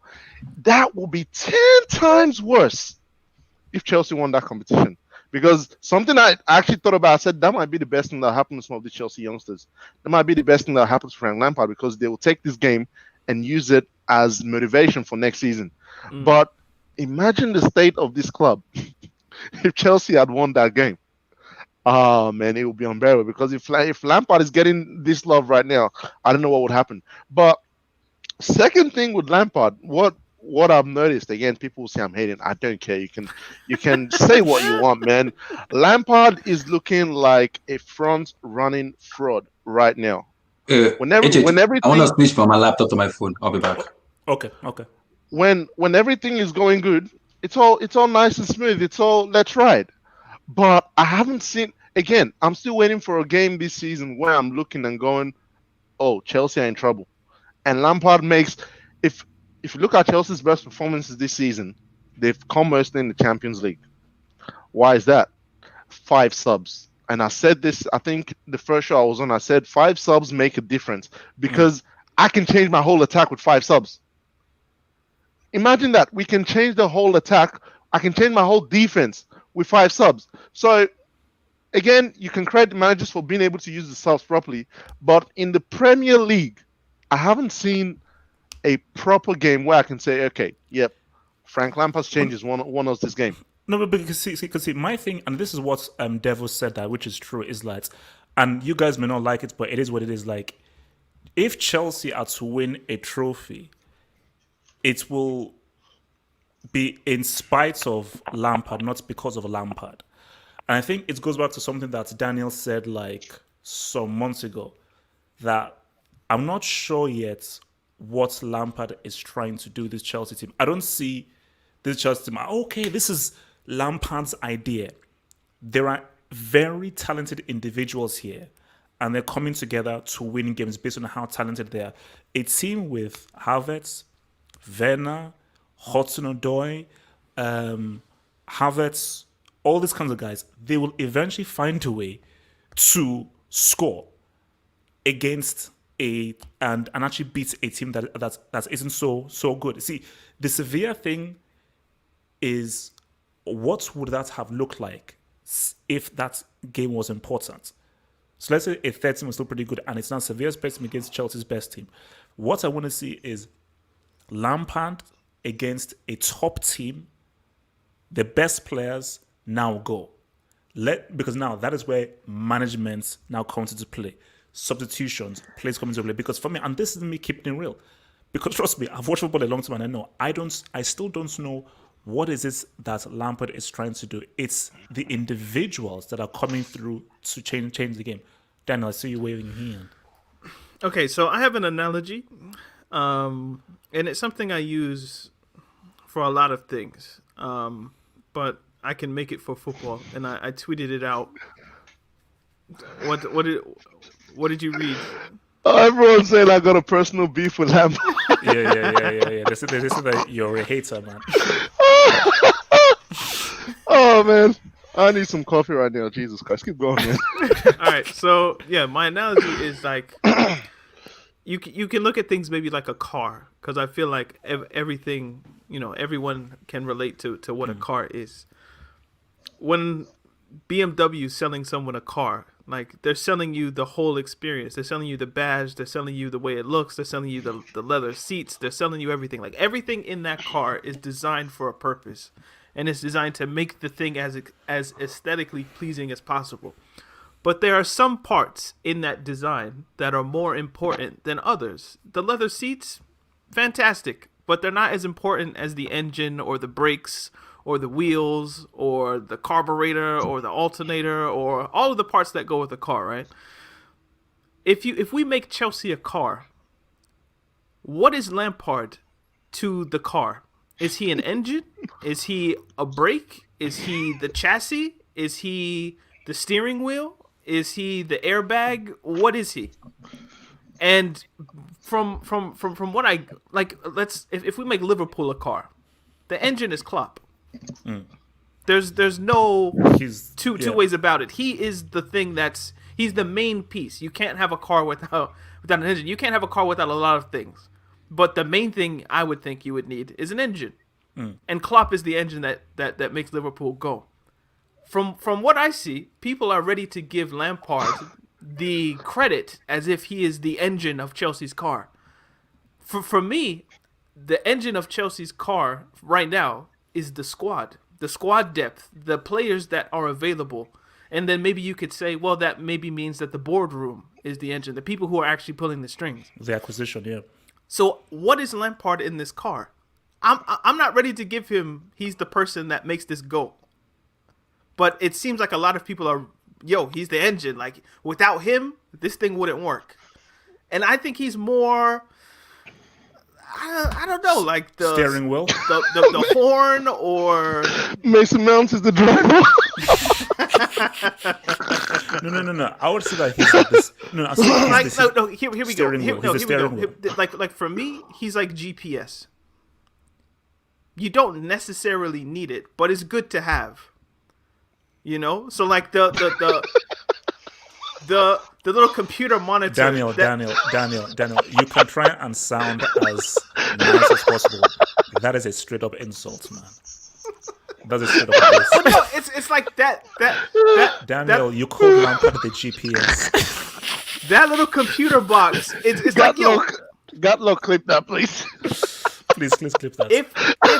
If I'm trying to get from point A to point B, I would like to have my little GPS thing that tells me where I'm going. But I can get there. Otherwise, I don't necessarily need this piece. And maybe he'll transition into like the wheels or the brakes or whatever it could be. But he's not the engine of Chelsea. And we can't pretend as if he is, because that it's just you're lying to yourself. So I'm curious, if you made Chelsea a car, what would you three say? What part is Lampard? I would say he is the steering wheel.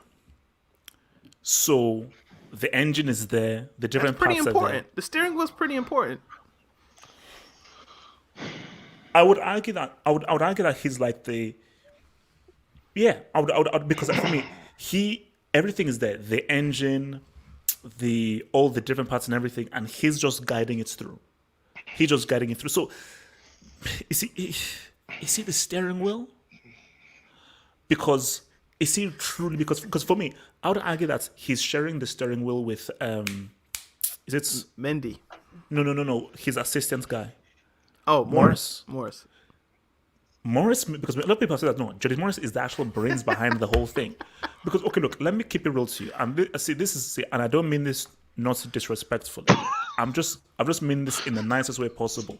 So this is just for appearance sakes. And like, they always say, don't judge a book by its cover. And this is just me just judging a book by its cover. Whenever they pan the camera to Lampard, and I see him just doing like his hand signals, it just looks like a guy that doesn't really know what he's doing. That's just from a perception thing, because there are many managers that you look at, you're like, yeah, this guy, like even Pep, during his early days, I'm like, I think this guy has a very clear, precise idea of what he's doing and the instructions that he's saying. But when I look at Lampard, it doesn't look like if he's giving guys actual because there are two kinds of managers. They're the micromanagers like Pep, who are giving you specific in-game instructions rather than the game.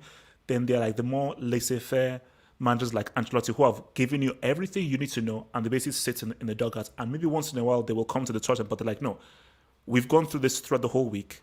Go out and play and do it yourself. But Pep is like, no, I have to coach you. Like an Antonio Conte. Antonio Conte is the worst. Is he Conte, Simeone? Conte Pep. wants to play, so he's shouting at you like he has a PlayStation controller. He's like trying to move you around. He's telling you where to go. So he's constantly backing at you. But if Ferguson and Ancelotti, those guys are mostly seated in the dugout, and they're like, no, look, we already know. We've gone through everything. Let them go out and play. But for a Lampard, when I view him, I'm like, it just looks as if he doesn't really know what he's doing. So my thing is like, I may be wrong with that, and they say don't judge a book by its cover, but it doesn't appear as if he knows what he's doing. He's just doing the very You don't basic trust things. him, basically, right? No, I don't. You wouldn't trust him to drive, right? No, I wouldn't. And Hence why, see, there is nothing I've Well, now see, like people calling him the spare tire and the exhaust pipe. I think that's a bit rude. I think the problem is He's a tire cap. Like that's a bit rude. What you say, like, Daniel, you called him the GPS man. Come on. What? No. Well, see, like Daniel, that was rude. Daniel, that was rude. No, that's messed up. As rude as calling him a spare tire. Like, come on, guys. A GPS A GPS even might not even be in a car, fam. Yeah. What I meant At is least the spare tire is inside the car. No, Daniel, put it this way. Back in the 70s or 60s, Lampard wouldn't even exist. I think that'd be a fair statement. Thank you. But it's for me. What I mean by GPS is like it's great to have, but you don't necessarily need it. And what I mean by that is I think you could generally put any manager of a certain standing And in this Chelsea results. team with this Chelsea squad, and they would probably get you the same That's results. a good point. You see, now that's a good point. So That's a good point. so Lampard is nice to have because he's the Chelsea guy and he makes things easier. It's a good image. It's a good image to Yeah, have. he makes things easier for you. But is he necessarily necessary? because Probably basically not. It's like he's not You could the just- reason. You could print the directions off Google if you needed them, but it's nice to have the GPS thing right there to where it just makes everything smooth. And that's what I meant by GPS. Yeah, because I think basically like Pep Guardiola is the reason why Man City got 100 points. He is a massive reason why they got The 100 car points. wouldn't move without him, No. without Pep. The car Like- doesn't move without Simeone at Atletico. The car doesn't move without Klopp at Liverpool. The car doesn't move without Mourinho at Spurs. Yeah, Maybe. it's like these guys are But they're but, directly linked. but in into- your to mind, the- does the car move at Chelsea without Lampard? I think it does. Oh yeah, it does. It does. And, Like and for me, that means I'm not ready to jump out of the window and I'm ready to just laud him with praise. Not yet. Like he's moving in a trajectory where maybe this will make sense, but not yet. Okay.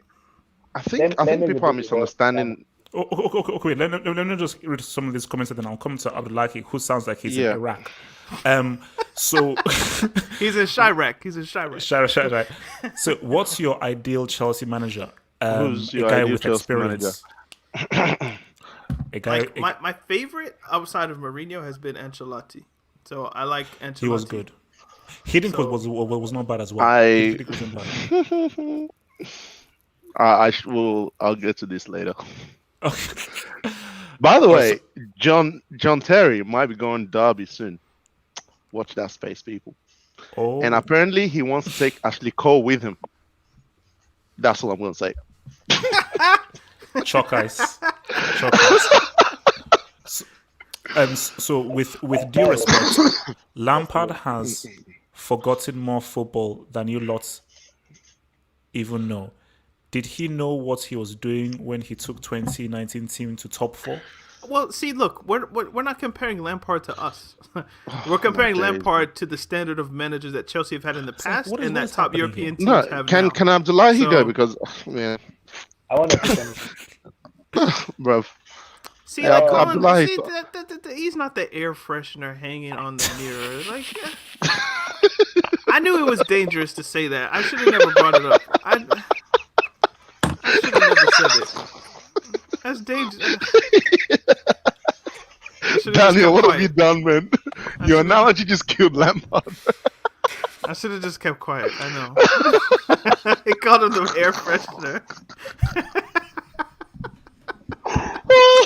Abdullahi, talk, please. I would like to talk, please talk. I understand what Daniel is saying about Lampard being the GPS and kind of not being the steer wheels and maybe the tire of the car. But let me put it to Daniel. If I'm a manager now and I have a club, like I have an owner, I have a sporting director, and I have a what's called normal sporting director, and a player wants to come into my club. So who is the first person I'm gonna speak to after speaking to the owner or the sporting director? Is the manager. Because if the manager told the board and the owner, I don't want this player, he doesn't want it because he believes it doesn't fit into the system you want to play. Mm-hmm. I will use Pep Guardiola as an example. If a player wants to go to a club, he said, because of Pep Guardiola, I want to go to this club. Or because of club, I want this. I want to go to this place. Look at the player Chelsea bought this year. Havertz, Hakim Ziyech, Timo Werner, Thiago Silva, and Ben Chilwell. Those players I've mentioned, they did not say because of Mariana Granaskia or because of Czech. They all said, I want to go to Chelsea because of Frank Lampard. There must be a reason why they say that. Maybe because of his career as a Chelsea player, being the all-time goal scorer, or because of how good of a player he is, or how good of a player, or as a man, let me say as a midfielder, goal-scoring midfielder he is. So I wouldn't put Lampard more as a GPS. I would put him more as a car. Maybe like let me see, as a tire in the car, because without tire, the car can move. You can have the steer wheels, you can have everything, but the tire needs to move. If the tire gets spoiled, you have to replace the tire. I think I'm gonna put Lampard that way. I think I'm not giving. I'm not So you're gonna saying he's the tire. just a little bit. I'm not gonna give him too much eye because Abdullahi, what part of the car is he? Is it the tire? Is it the steering wheel? Is it the air freshener? What Is- part of the car is he? I would say it's the tire because those players we bought will not come in without Lampard. They will literally not come in. Do you just say air freshener? The traffic came up. That relax, man. Relax. Okay, relax. No, come on. Guys, come on, give Lampard some respect. No. You see, okay. This is what I'm saying in the comments. People are saying that Havertz, Werner, all these guys, they wouldn't have come without Lampard. Yep. And Lampard is the reason why they came. Yep. So therefore, they need to give him credit. And my thing about that is, so let's say another manager comes. These guys only came because it's Frank Lampard. Because of the name. I would say because of the name. So they wouldn't come because it's Chelsea and you're going to be paying a lot more than you would. No, they came in in because Germany. it is Frank Lampard and his playing time as a Chelsea player and how good of a player he is. No. But I was like, being honest to you, I'm just saying to you now. Okay. Let's just be fully truthful now. Okay, let me. Okay, are you saying that? No. Wait, man. Okay. Are you saying that Timo Werner or Havertz wouldn't go to Chelsea from where they are if another manager was there, knowing that it's Chelsea, it's the Premier League, and you're going to be paid a lot more than you do at Red Bull Leipzig or at Bayer Leverkusen? Because that's what Son did when he moved to Tottenham all those years ago. Because it's the Premier League, it's a bigger market, it's more money, it's greater exposure, it's a greater chance of winning the Champions League. In that word you said two words, Havertz and Timo Werner. Havertz wanted to go to Liverpool because he has already Sporting club already. I said Havertz. Timo Werner wanted to go to Liverpool because he already Sporting club already. Because of the pandemic, that's the reason he didn't go. And because Liverpool can't pay the release clause of Timo Werner. If it wasn't Lampard, if it was someone maybe like someone like Diego Simeone or Antonio Conte, I can guarantee you, Timo Werner will not be a Chelsea player. Wow. Yeah, he won't be a Chelsea player. And also, that goes to Kai Havertz too. Because if there was no pandemic, Havertz would probably be either in Liverpool or Real Madrid because those are the team who are ready to pay the money for him. So I won't probably put Lampard as a GPS. I'll probably put him as a tire because the tire needs car to work. People say steer wheel, but the tire because if there's no tire, listen. Like the point of the analogy is that everything is necessary to get where you want to go. Yeah, exactly. So you need Lampard, you need the board, you need the playing staff. You need everything for a car to work in its desired fashion. It's just that some things are more important than others. And that's kind of my whole point, but obviously it's been taken left. So I regret even bringing it up. Wait, so, okay, real quick, see, let me just show you my logic here. Management ain't easy. Management is very difficult. You being an amazing player doesn't relate to you being an amazing manager. I can give you a list of top quality, amazing players who are superb, who didn't make great managers. Look how Pirlo is struggling right now. Marco van Basten, it didn't go too well. Late Maradona, it didn't go too well. Several top players, Thierry Henry didn't go too well when he went to Monaco. Management and playing are two very different things. There are very few managers who can come into their very first few seasons and be amazing because it is an extremely difficult profession. So for me to now come in and a guy who was, I don't give a damn what Lampard did as a player. Because for a lot of you people, you are blinded by your fanship of Chelsea and your love for Lampard. And that is where you just feel like if you just have to give him extra kudos, but you're not dealing with the facts. Anybody with that CV doesn't sniff Chelsea. 1 year for Derby County, and he made it to the playoffs. What do you know what Mourinho's CV was? Ancelotti's CV was. Hiddings' CV was. Conte's CV was. Their CV was stellar. Lampard only got this because Abramovich likes him. He didn't get it because of his CV. Think about this for a second. Chelsea, a Premier League team who are trying to go for the Premier League trophy and for the Champions League, are hiring a manager whose only experience is 1 year with Derby County. That's a garbage CV in comparison for the Chelsea job. So the only reason he got it is because of Lampard, not because of his skill. This is It's why because of his name. This is why I don't necessarily buy the idea that without Lampard the players wouldn't have come, because Chelsea are at a standing where they would, if it wasn't Sarri and they needed to get rid of him because he wanted to go to Italy, wouldn't they have just hired someone of a standing commensurate with being Chelsea manager? Either Pochettino or Allegri or there was Pochettino and there was Allegri, but just whomever's out there. Wouldn't those managers have the weight to you guys? But I think to persuade Roman says that he doesn't want players that they wanted. Now, Roma, because before Lampard was hired, there was a conversation that Roman said he doesn't want any Italian anymore. Antonio Conte, and also we want to get Massimiliano Allegri in. So Roman already was said, I am tired of getting an Italian manager into this team. The philosophy is gonna be just defensive, no attacking football. I am done with an Italian manager. I think that was the reason they went for Frank Lampard, because they don't trust Pochettino enough to become the manager, because he just gets sacked. So Pochettino said he was not ready to take any managerial job at that moment. That was why I said Lampard, the credit given Lampard was just because he's a player, he's a former player of Chelsea. And the leeway he got was just because that's why I said it didn't work hard enough. Like his CV as a manager doesn't make him like a normal proper manager in which everybody like say Pep, Klopp. No, he's just a normal Chelsea former player. He get that managerial position based on his attribute as a player and how good of a player he is. That's it. Well, when I mean like a Pochettino or an Allegri would come, I'm not necessarily saying that they would target Werner, Havertz, Ziyech, Mendy, Chilwell. I would hope they wouldn't, but they would try to get players of a level that they wanted. Yeah. So Pochettino might not have Werner in his plans, but he might have another striker who would be of a level. And that's what I'm saying, that there would be players in that space or in that strata that that a top manager would be able to attract to Chelsea, just because it's Chelsea, more money, more exposure, Premier League, London, the list goes on. So when people are like, hey, Havertz wouldn't have come without Lampard, I'm like, one, that's an assumption that you can't prove.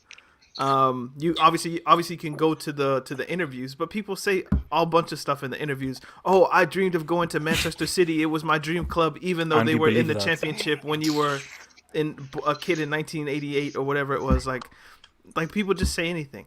But I think if you bring a top manager, that attracts top players. So there's even an argument that if you give a Pochettino or an Allegri or a bigger manager than Lampard, you could probably get even better players than what Lampard got. I mean, that I can make the argument. So say, look who Sarri and Conte brought in, Kepa and Bakayoko. And see, my thing Kepa wasn't a Sarri. Well, it was Sarri and the board. No, but see, my thing it was here the is board that more. But yeah, keep going. Sarri won a trophy. Conte won 2 trophies. So we can revisit this when Lampard produces a trophy. I'm sorry, City fans. I don't even know why you're here. I'm sorry. I didn't mean it, but it just triggers me whenever I see like I don't know, some person that was like 10 years old in 2003, and it's like, yo, City's been my dream club since I was a kid. I was like, really, City was your dream club? Maybe. Who knows? You know, Main Road and all that kind of stuff. But I'm sorry, So sorry. Eddie, come because you've not spoken for a while. I've just been reading the comments, man, observing things because No, I okay. needed to cool off for a bit. You know, the hate was too much. No, okay. Just crystallize your view on Lampard from Yeah, what you guys I saying, was, because I think people I was, are saying that it's hating everything, but explain where your logic is coming from. yeah, that was literally what I was about to do. So here's my thing with Frank Lampard. Yeah, I think he is a good manager. Let's leave it at good for now.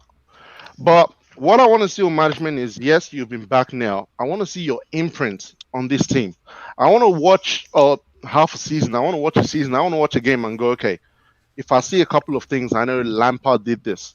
I'll give him credit. Going from last season to this season, I think I said this on the first show I was on here anyways, but people seem to forget that. I said Chelsea have looked good defensive-wise in terms of their shape this season. Yes, you can talk about the additions we've made, but if you look at last season, our back four was exposed anyways.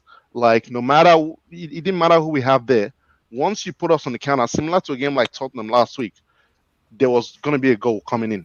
So we've improved defensive wise. And at the start of the season, some people gave credit to Anthony Barry, who was brought in. But I say Lampard made some changes. That's good. We've also seen, a more consistent kind of 15, 16 players. A problem we had with Lampard last season was he was, always chopping and changing. We didn't know who the centre back partnership was. We had changes for no reason. And it's like, stick to, a certain team, because now we can name 15, 16 players that will play regularly for Chelsea and 7 other players who are just, backups and stuff. So those are some things he's done well. But my thing is, I'm not ready to call Lampard a great manager yet. I'm not ready to call him the best Chelsea manager or something like some Chelsea fans want to overrate him to be. Because if he delivers a Premier League trophy to Chelsea, I can then go, okay, you know what? He's done something. He's on the way there. If he deliver, so he's not winning tell me right now, yet. he's been backed. He's been backed by the board. Yeah, he's been backed by the board, but he hasn't done any. He hasn't won a trophy yet. He's been given 200 and something mil. Are you telling me you don't expect anything from Chelsea this season?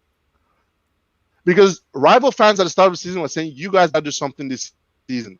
It's not just about top 4. It's about winning at least a trophy. Many Chelsea fans have said this, a trophy and top 4 this season. That hasn't changed. That was your minimum expectations. So if he wins the Premier League, he's exceeded expectations, because when I say trophy, I was expecting more the cup competition, because I don't expect him.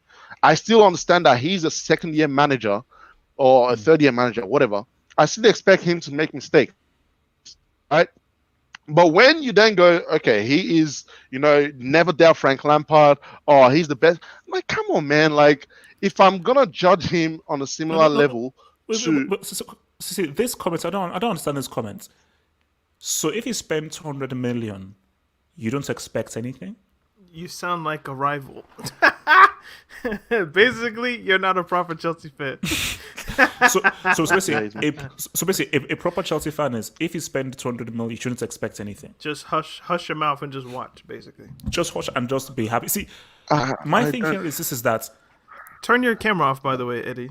Yeah, Eddie, because I think you're freezing. Maybe try and turn your camera off. Yeah. See, my thing here is that. Okay, let me come to Daniel first, and then I'll start off. Let me just do this. This can be a final bookmark here. Where are we at? 143. Before you go, the guy that was wait. Can I just say? Okay, finish up, Eddie. Yeah, Eddie. Can I just say something about? I'm seeing people posting about the 15 games unbeaten run. Didn't Emery have a 20-something game unbeaten run at Arsenal? What in the world does that mean? This is what I'm saying. Like, why are you carrying a 15 game? And I hate when people say unbeaten run, because you could have like 20 draws in there and it's like 20 something games unbeaten runs. Come on, man. Like, if you're not winning games, if you're not performing well, we should be able to call it out. With the squad Lampard has, honestly, with the Chelsea squad as a whole, you should be able to put an 11 out there that will beat most teams in Europe, regardless of who the manager is. But it's more about what are you doing with the tools you have? How are you managing the squad? When you put the 11 on the field, what are some changes I can see that helps us win the game? If it's a 0-0 game, I want to see Lampard. If the game ended up 0-0 against Tottenham and I saw Lampard do the things that he was supposed to do, if we saw Lampard make the changes he was supposed to make early, we'll go, okay, fair enough. Mourinho got us in the game. But my thing with that game was Lampard did not make his management was too late. When he decided, Oribe is not the name. Was so bad. It was exactly, and I'm calling that out. I'm talking based on the evidence I have in front of me. That match pissed me off because Abraham should not start. That is number one. Number one, it was already tired in the 60th minute out of the game. Take him out. That match, Akin does not need it in that match. Take him out. Why are you playing him? Oh, wait. So, because let me just address this. It's like, what's this nonsense that people are just putting out here? So, what did Sarri do before he joined Chelsea? No. Wait. What are you saying? Wait. So you're with a straight face, you're telling me that a guy coaching Napoli, second place to Juventus, managing a side where he didn't score 36 goals, is the same as Lampard spending 1 year for Derby County. And even before that, Sarri put in so much work in the lower levels of Italian football. Empoli and all the teams before for like years. So it's not, people were quick to say, what has he won? But he was getting promoted with those teams. It's just that he hadn't won a major trophy. Yeah. But yeah, his level of experience in terms of being in the 7th division, 5th division, 4th, etc. It's vast to what Lampard has. Yes, or had. Yeah, the thing is, he won a trophy in the end when he left Chelsea. So which Lampard has yet to do. Lampard has yet to win a trophy. Win anything. For a trophy. But the thing is, I'm not saying kick Lampard out or Lampard should go out. But I'm saying, Lampard, show me something. Like, is that too much to ask? Is that actually too much to ask right now? That Lampard, show me something that puts you above most managers, because you're not the proper manager. You're a complicated fans. Because a lot of managers a lot of top managers in the Premier League would kill to have this Chelsea squad. I don't rate Arteta or Ole, but I've seen people saying Arteta will do more with this Chelsea squad, and I don't think that I don't feel that way. But what I'm saying is, Lampard, you show me something, and then I can back that. I'm not gonna be these Chelsea fans who back Lampard because he was such a great midfielder. No, he's done what he did as a player. Now it's your time to do it as a manager. And once we get there, okay, yeah, people want to get there first. Have fun, stay there. When I get there, I get there. Don't force me to buy into your idea when I haven't seen nothing. I go with the evidence in front of me. I go with the evidence of the last year and a half. I'm not even going to address top four last season, but come on, man, let's not overhype this thing. It's like, it's similar to, starting off with a youngster and calling him the next best thing when he hasn't even done anything in the game. It's like calling the player the next Messi or the next Ronaldo when he hasn't even, done half the things that they did at the same. So let's give it time, man. Give it time. Yes, you think he's a great manager. Wait for me to get there. Daniel. Just get it out, man. Eddie. Get it out. Get it out, bro. Nah, I just hate when people say, we're throwing hate and stuff at Frank Lampard when it's all fair criticism. It's all right to criticize. Wait, Eddie, it's very simple. This is very simple. There are people that have a close attachment to Lampard, and there's certain kinds of people, and when you have a close attachment to someone, whether it could be like whether it's a wife, a girlfriend, or whatever, you will look for every single excuse because you feel it is a duty to defend. So what makes you a proper Chelsea fan is a Chelsea legend is someone you always try to protect. Sarri, Conte, these are fans. They have no connection to Chelsea. What they do for Chelsea, Lampard did so much. You're going to afford him every excuse possible because you feel it is your duty to do that based on what he did as a player. You don't give those same leeway to a Sarri or a Conte who've not really provided anything for Chelsea Football Club. But for me, I don't give a crap.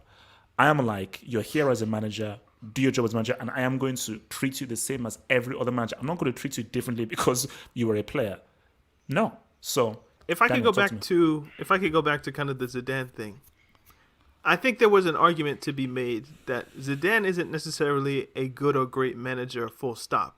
But he is a good or great manager for Real Madrid specifically. And I think maybe that's the nuance that we're going to have to hit with Lampard. That maybe Lampard will never be, like, Barcelona will never be interested in hiring him. Madrid will never be interested in hiring him. He'll never go to Bayern. He'll never go to PSG. But for Chelsea and what he can do for Chelsea, being that he is the legend that he is for the club, maybe the nuance is he can be a great Chelsea manager if given the time, but he's not there yet. So we just have to be patient and wait for him to develop into being a Chelsea manager or a Chelsea head coach. But the idea that, Bayern Munich, when Hansi Flick leaves, they're going to be looking at Lampard, I don't think that's ever going to be the case. But there will always be a situation where Lampard might always seem like a good fit for Chelsea. And I think that's maybe where we're going to have to hit. I do have one question, though, and maybe transitioning. Do you guys think Chelsea's a meritocracy? I saw your post on Twitter yesterday, but look, I'll leave Chelsea Harvard to meritocracy. answer it. But one final thing I'll say on this Lampard thing, yeah. One reason Get it out, I bro. Get it criticize out. one reason I criticize so much is because I know how good the squad is. And I know how good most of these players will look under great management and great coaching. And when I don't see it, I call it out. What's the problem with that? Like, You're not proper, again, man. people don't want to address the 200 mil thing, but if you spend 80 million on a player, if you spend 45 million on a player, you expect a certain level of output. And if you're not getting that, you have to look at either the player or the person who's in charge of the players. Simple.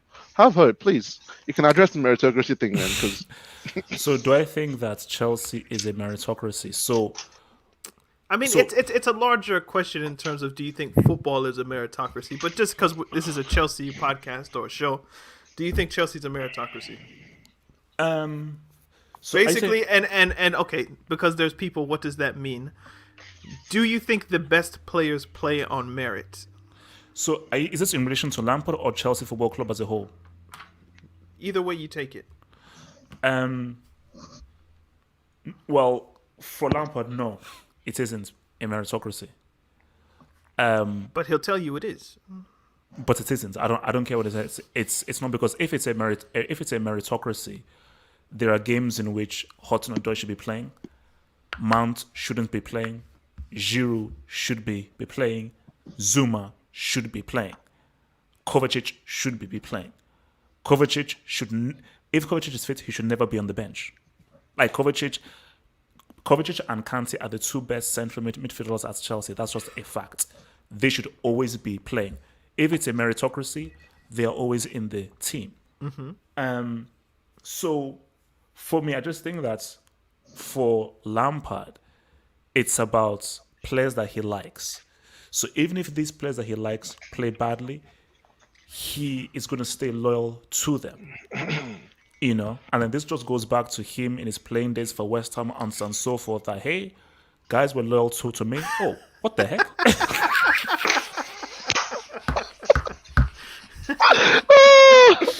oh, never change up the life. Jesus, man. Wow. Okay. He was just cheesing. Look, rest up. Pele. So, look, my thing is that, I think for Lampard, the players that he likes, and there is a specific idea that he wants, and he's going to push forth that idea. And I think it's the same for many managers. There are... Gatlock, stop. You see, for someone like a Mourinho is very cutthroat. So Mourinho is strictly a meritocracy. Because Mourinho doesn't care about anything apart from just winning. He's like, no, what do I need to do to win? I'm not having any allegiances or so forth. I don't I'm just believe here to that. You don't believe Mourinho is a meritocracy? No. Okay, what do you think the answer is then? What is your answer then? I don't think meritocracies exist in football. But managers will tell you that the best players will play. But that's a lie. Because if the best player was playing, then against Tottenham, you'd have played Giroud, but you didn't. You played Tammy Abraham. Why? So just as if you keep asking why, then it kind of comes down to who do you believe? And I don't believe Lampard when he says, "Oh, whoever plays best in training will play." Blah blah blah. I don't believe that. I think there's something. I mean, I don't call it this, but it's what it's called. It's just like political power, not in the sense of like president or senators or prime ministers or whatever it is, but players who have a favorable relationship with the management are favored, and players who have large transfer fees are favored politically. So, in my mind, if we just take it back, a player like Fernando Torres, he costs 50 million. Do you know he had over 170 appearances for Chelsea Football Club, despite playing like trash? I think the stat is he had 110 Premier League appearances and 20 goals. Hey. Off top, which is, I mean, I'm not a mathematician, but like 1 in 6-ish. Yeah, that's not which is pretty bad for a player that costs 50 million. But he got the opportunities because he cost the money. Alvaro Morata got around, I think it was 70 appearances for Chelsea in 2 seasons, despite missing one-on-ones every week. But because he cost 60 million, he was played. That's a form of political power. Kepa, we don't even need to talk about Kepa, really. For 2 seasons, he was in goal. Why? I mean, Caballero was objectively the better option, despite being a bad option. But Kepa played because he had the political standing with the club. Now, that's the monetary side of it. I think if you cost a lot of money, you get more chances, and that's a political aspect. But then there's also the favorability aspect of things. So the reason why I push back a little bit about Mourinho would be, if you remember 2014-15, what did Mourinho do? Lukaku had a good season on loan with Everton. And in theory, he should have been brought back. But he wasn't. He was sold to Everton.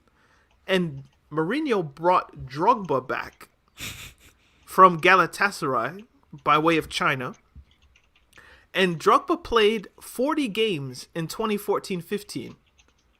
Despite being a shell of himself. I think he was 37, 36, somewhere in there.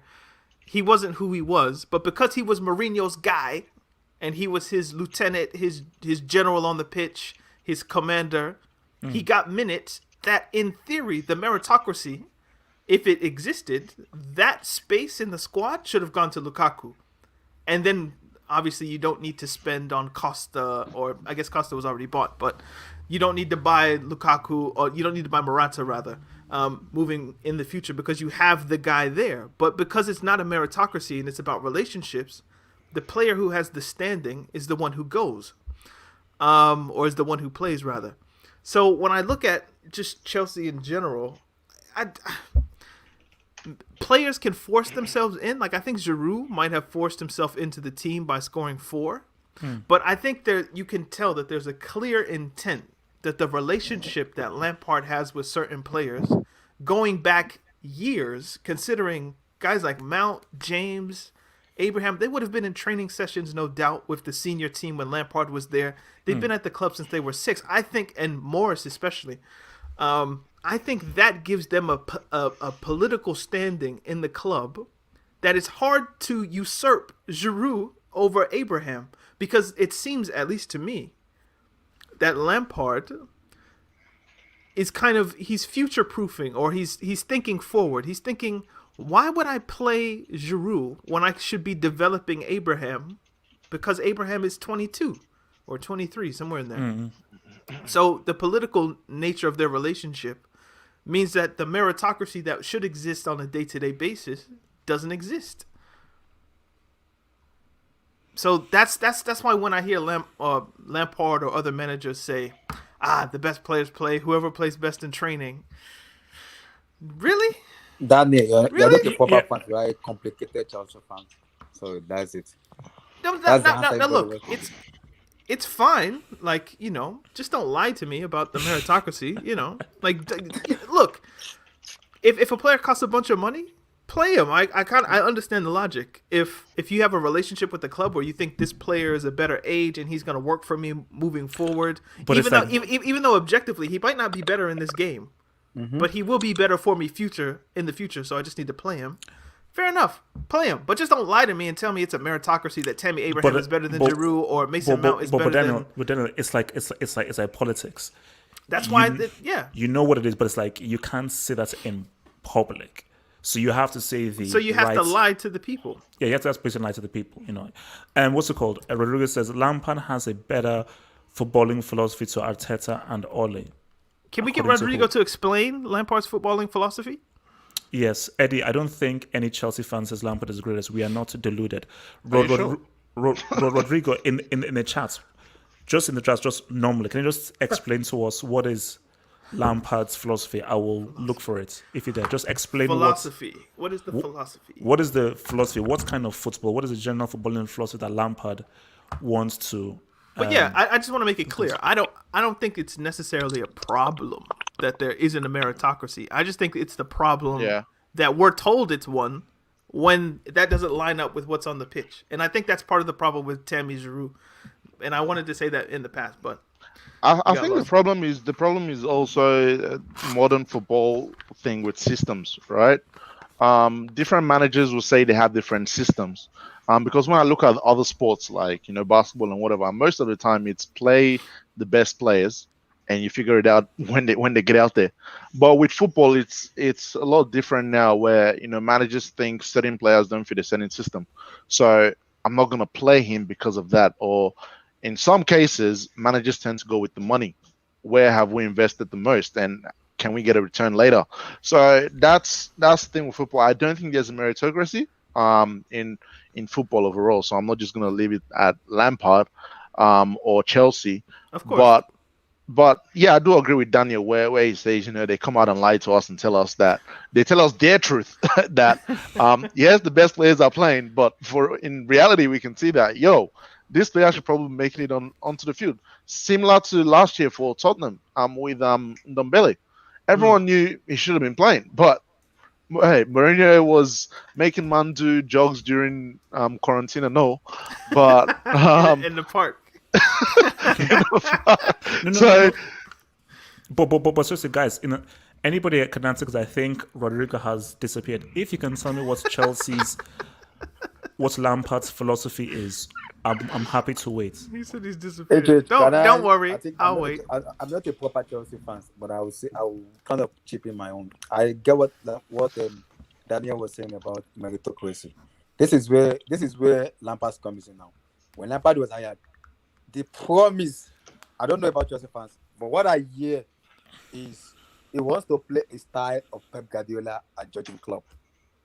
That is the philosophy we were told.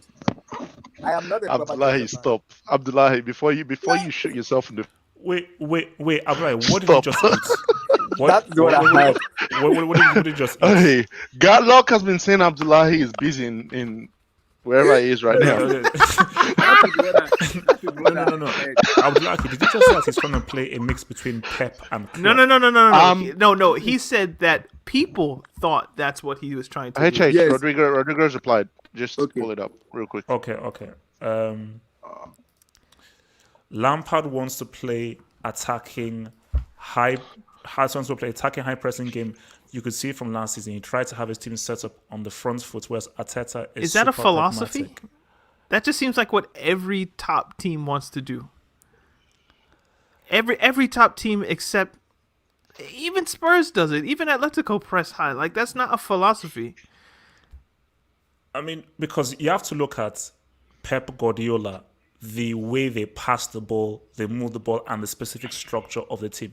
Even Sarri. You have to look at what Sarri did in the way that the team kept the ball and fashioned chances. There's something very specific in what managers like a Pep, a Klopp, a Ancelotti, these guys can do. Parker. Yeah, Parker. That seems like more philosophical. You say Parker? Danphy Parker. Yeah.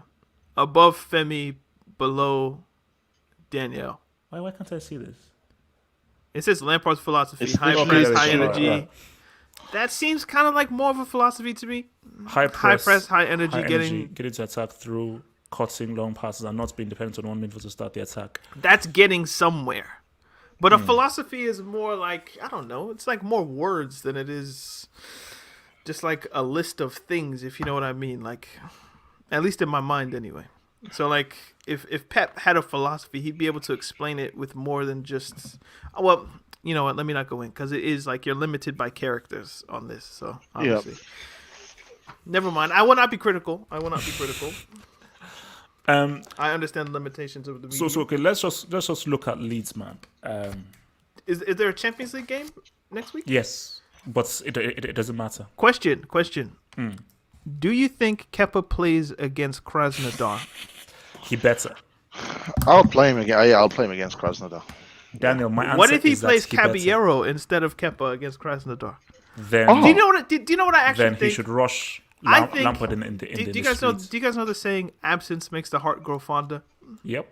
That's what's happening here. That's what they're trying to keep him out of sight, out of mind, get people to kind of forget. Because imagine they play him against Krasnodar and he lets in a goal, or 2 or 3.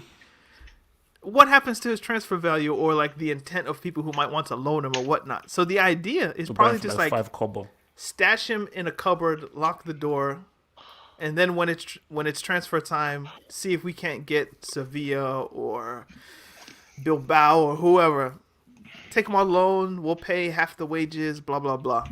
So I actually think it would be smart to play Caballero and not Kepa, if you want to get rid of him anyway. But anyway, Leeds. And when before Lampard He will play Mendy.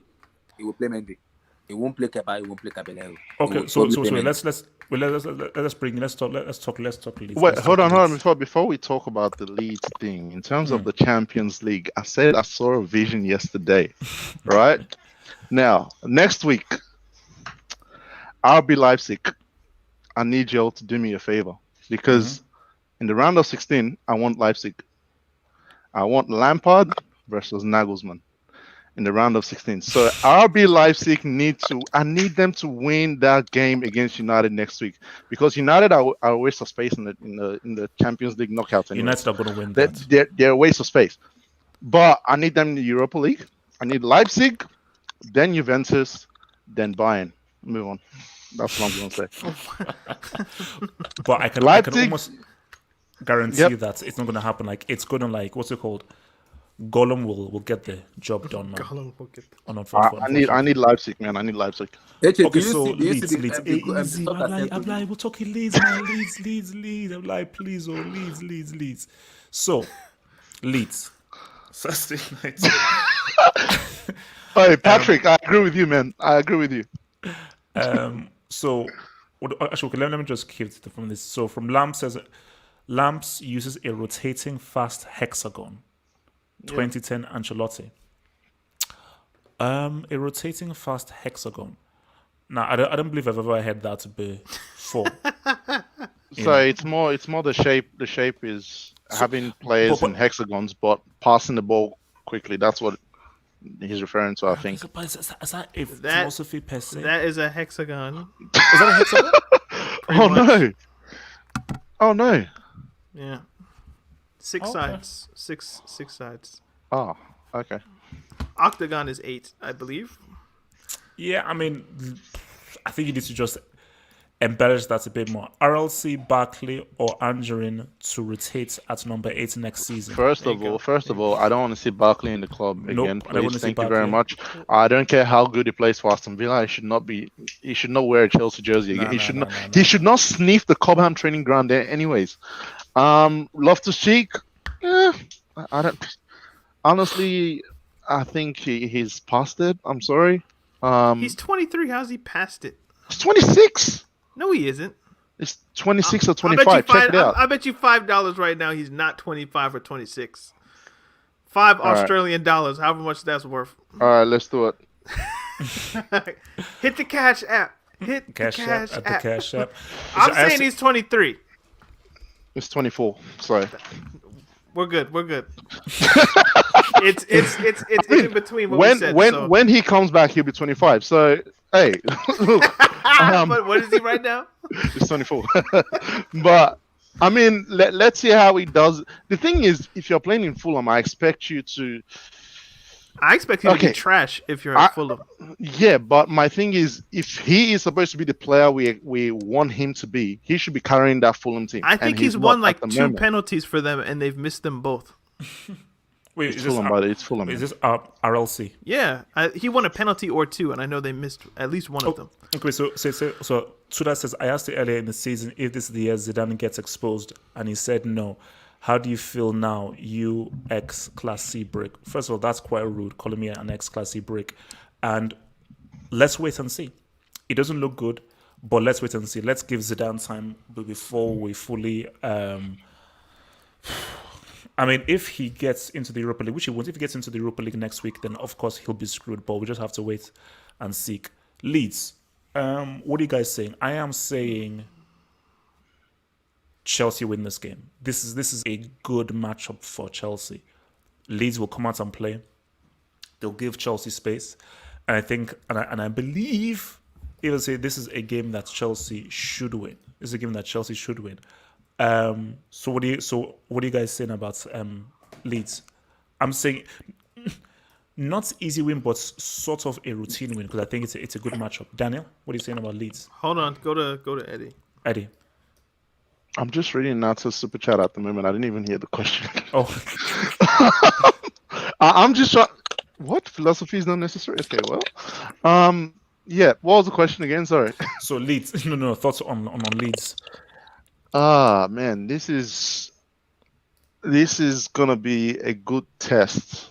I mean, Leeds are that Because team. normally a defensive side. So isn't this a Yeah. good matchup for Chelsea It's- and what Lampard does? It's a good matchup for Chelsea, but at the same time, it could be one of those matches where you don't want to play Leeds because I don't know where these guys get the energy from, man. They just keep running. They can run. You could make the game, 3 hours, and they can keep running. Yeah, So and I also remember they have history.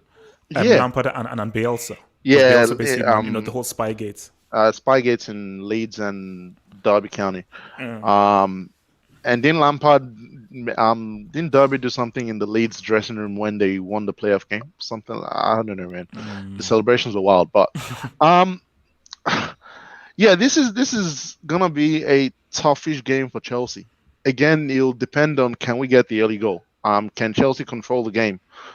Just doing the simple things properly. It's not a game that will be too complicated for Chelsea. I mean, it shouldn't be, but yeah, I don't want to say it's got the potential of being a high-scoring game because Leeds tend to expose themselves at the back and go gun-ho attack. But yeah, it'll be a good test for Chelsea, man. It'll be a good test for Chelsea. I'm not going to underrate Leeds. They're a solid team. What's your Bielsa's score? What's got your them score? playing for real ball. Are we doing scores now, or we're just talking about the game? Well, I thought we could do both at the same time. I will say. Don't steal my score. Don't steal my score. Who do I think Chelsea's who starts an attack right now? Because I think Chelsea can put 3 on Leeds. Okay, so 3 what? It's just the thing with the Leeds attack is they break it most times, man. Like you think they'll do something, they actually create chances, but the people they have up front just ruin it. So 3-1 Chelsea. Oh yeah, 3-1 Chelsea. 3-1. All right. Can you give me a dosage of a 2-0, Mr. Daniel Tillich, please? Gotcha. Abdullahi, what do you say in Chelsea Leeds? I'm gonna go 2 ways. Firstly, is if Two Chelsea ways. There's play- only one way. You have to give a Yeah. scoreline. You can't if give two Chelsea play, scorelines. if Chelsea plays Ziyech, Pulisic, and Timo Werner, we're gonna win 4-0. If Chelsea play Timo Werner, Olivier Giroud, and Hakim Ziyech, we're gonna win 3-1. You can only give depends on one one score. of us. So pick Abdullahi, one. You got to pick one. It's tough because I don't know what second Lampard is gonna play. That's my problem. I don't know what because this Leeds match needs. This is where Timo Look Werner into the shines most. future, man. Use your Crystal crystal ball, ball, man. Crystal ball. Figure it out. It's tough. Okay, I'll go 3-0. 3-0. Okay. Daniel? 2-1. So man, Chelsea. that's not bad. Yep. Chelsea win 2-1. Now that's what I like. That means we all have different score lines. Good. Indeed. But all the same Me and result. Abdullah. So, Wait, me and Abdullah. Oh wait, what did Abdullah say? 3-0 or 3-1? 3-0. I said 3-0 Okay. because I don't Okay, know yeah. which striker Lampard is gonna play. Is he Olivier Giroud or Timo Also, Werner? just quickly, can we get the Krasnodar predictions? I'm saying 5-1 Chelsea. Krasnodar. Yeah. Krasnodar. I'm saying Krasnodar. I got 5-1.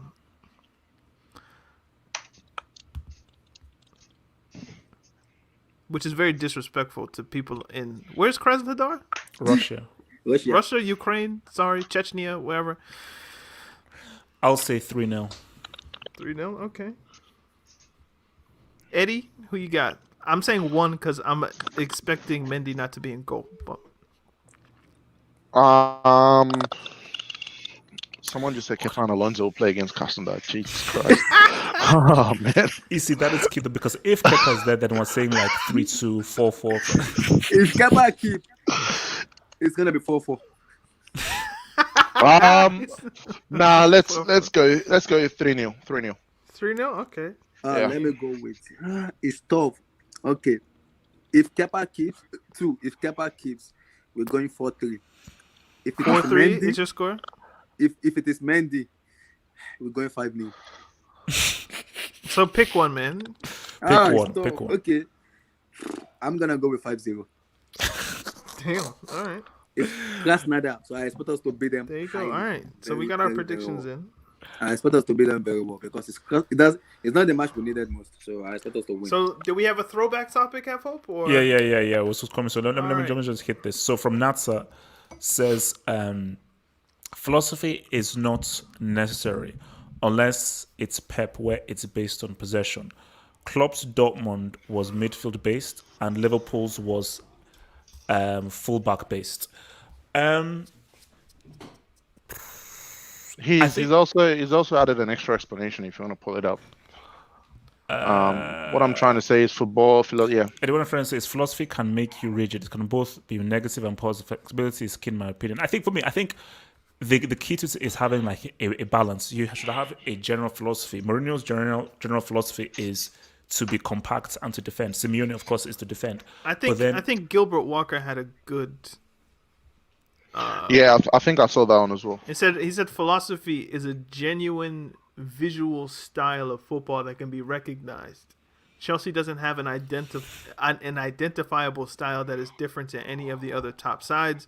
Leeds do have a unique style. So I think that's more along the lines of when you say philosophy, what is unique about Chelsea, that isn't seen in other teams?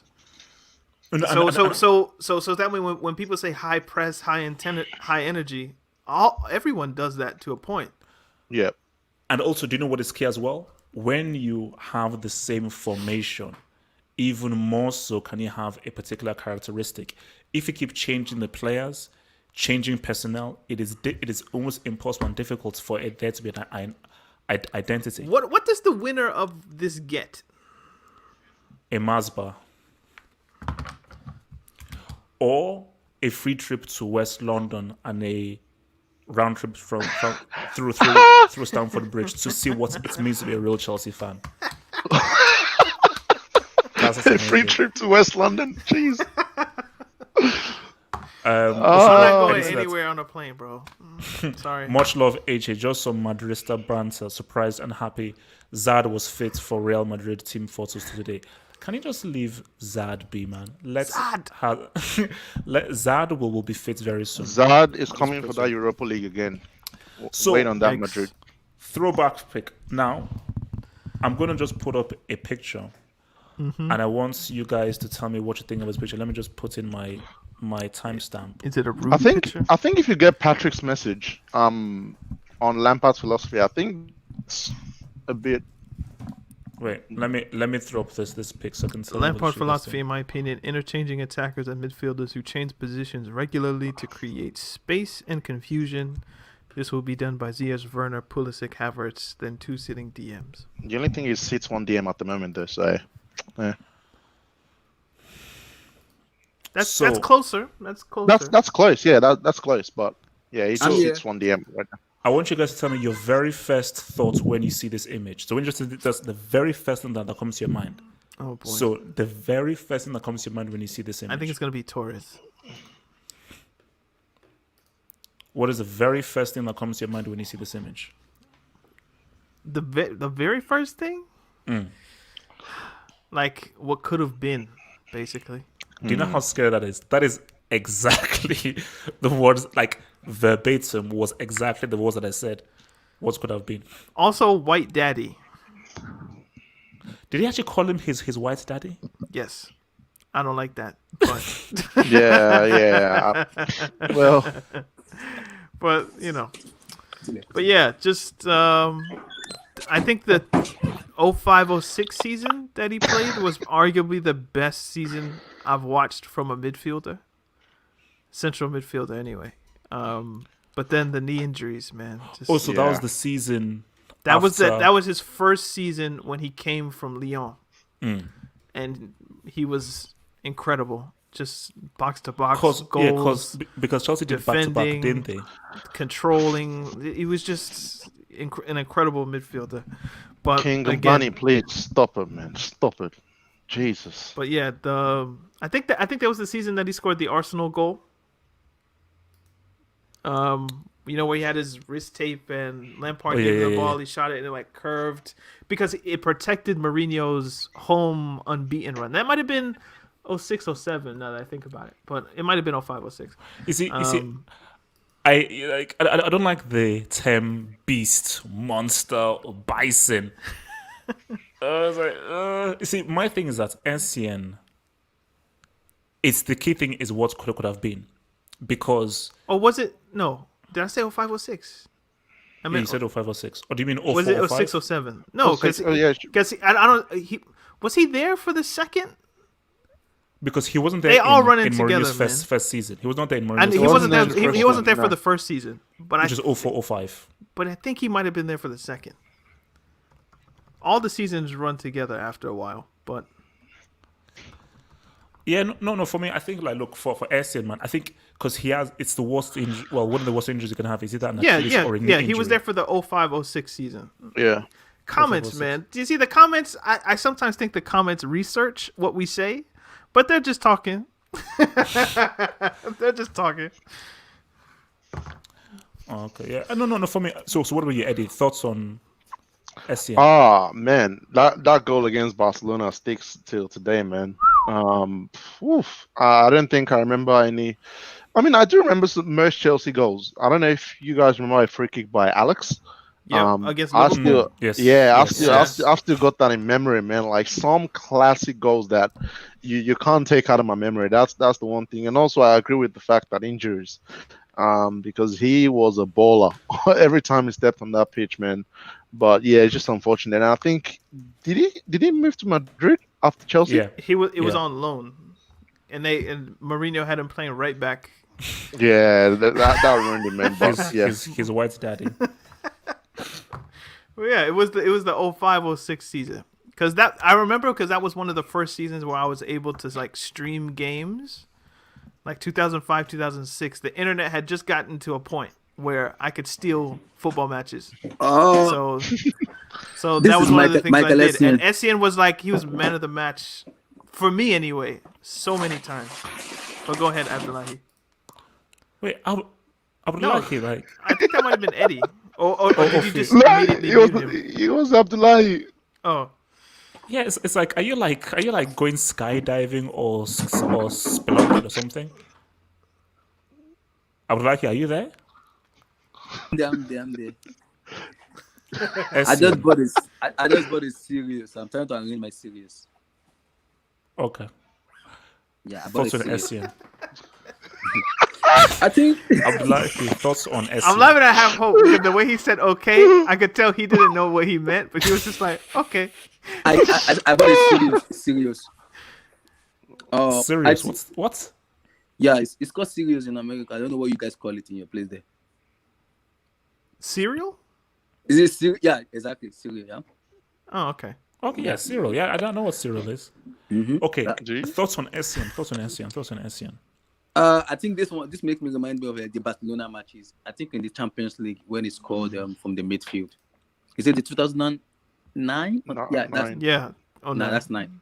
That's 09. So, man, this guy I remember when we have Essien, Mikel, and then Wigan. I think Lampard. I can't forget that kind of midfield that we have. Engine, very defensive. The way Mourinho wants to play, the way he's playing Oybek and Sissoko. That's how we have when we have Essien and then what's called John Obi Mikel. I can't forget that season when we have both of them together. But what this make me like is the Champions League 21 and when Essien scored from the midfield, my Lord in heaven. I cannot forget that goal. I cannot. I think this season is the 2009-2010 if I go by the kit. And he was pretty good that season. Yeah. Oh, this season. Where they won the league, but it was, I don't know. When did he get the knee injury? 08? It should Was be it 07, 08 or 09? it should be 07, 08. It was sometime Maybe- around the World Cup, I think. So Yeah. it might have been 2009, 2010. Because the World Cup was, because he missed the World Cup 2010. Remember he missed 2010. Yeah, for in Ghana. the 2010 World Cup, yeah. And that one, he never came back from it in the same way. Okay, so one final one before we get out of here. But he did win Champions League, so. Yo, did I'm sorry. Well, Did I ever show you the video of him and Kalu with You might have. Dr. Eva? yes, I think you did. That's my favorite SCM moment, I think. Like it's you just look up Kalu, Essien, Dr. Ava. Champions League final. I don't know if we can. You can probably view it. It won't be too bad. So, Is this PG rated? No, this is it's like PG-13. Hide your kids, hide your wife. first thoughts when you see this. Not a goal. Oh my god, I'm just looking He at cleared it. it. The Gallus cleared it. I know he cleared it, but it wasn't a goal. It wasn't a goal. It just wasn't. I know it wasn't. It could. You know what? I've seen statistical analysis where they kind of do like a VAR kind of thing or like the goal line technology. The ball doesn't clear the line. It's like very close, but the ball never cleared the line. So I can tell like there's probably fans who supported Chelsea in 2008 that have no idea what this fucking image is, but this robbed Chelsea of a Champions League final. Wasn't in that 2005. Luis Garcia? Yeah, Yeah, it let's go. robbed Yeah, Chelsea I of a remember Champions League this final goal. in 2005, and it's still one of them. Chelsea has so many fucking moments where it's just like the ghost goal, fucking the semifinal in 09, John Terry slipping in 2008. And no, but see, the annoying thing about this was the same season where they beat Barcelona in that crazy game. Yeah, No, AC Milan. Wasn't it AC Milan? no, it was the season where Ronaldinho did like the, I Scored the thought, amazing goal. I thought you were talking of With the Liverpool. I outside thought you of were the talking of boot. Liverpool. Yeah, so no, because my thing is that who knows what they would have done, but I would have liked Chelsea's chances in our final against AC Milan in 05. I actually think Milan win if they play Chelsea, but I would have liked to see Chelsea in the final. Liverpool, it was just magic Mourinho. for them. The fact they got to the final via magic and then won the final via magic. Yeah. Yuck. So it was written for them to win. So It would have been interesting to see Mourinho in the final with this Chelsea team, though, because and to be I fair, think- they had chances in that game to at least get 1-1 to win the and they, game, yeah.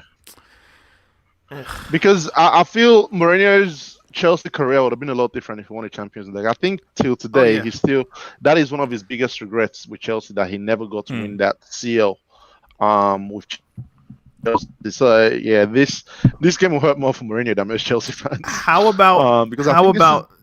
Oh, go ahead. I was gonna say this is the closest they got, but he was there when Terry slipped, right? No, that was Grant. That was Grant. Abraham Grant. I think he was so- sacked at the beginning of that season. Of that season, Yeah, yeah. it was So, sacked. Or mutual consent, and then So Grant this- came in. so this is the closest he got then.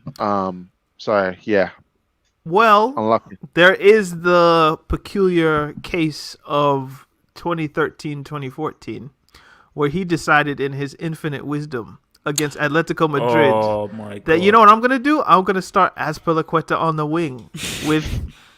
I don't know what he was thinking. Chelsea had no business losing to Atletico, man.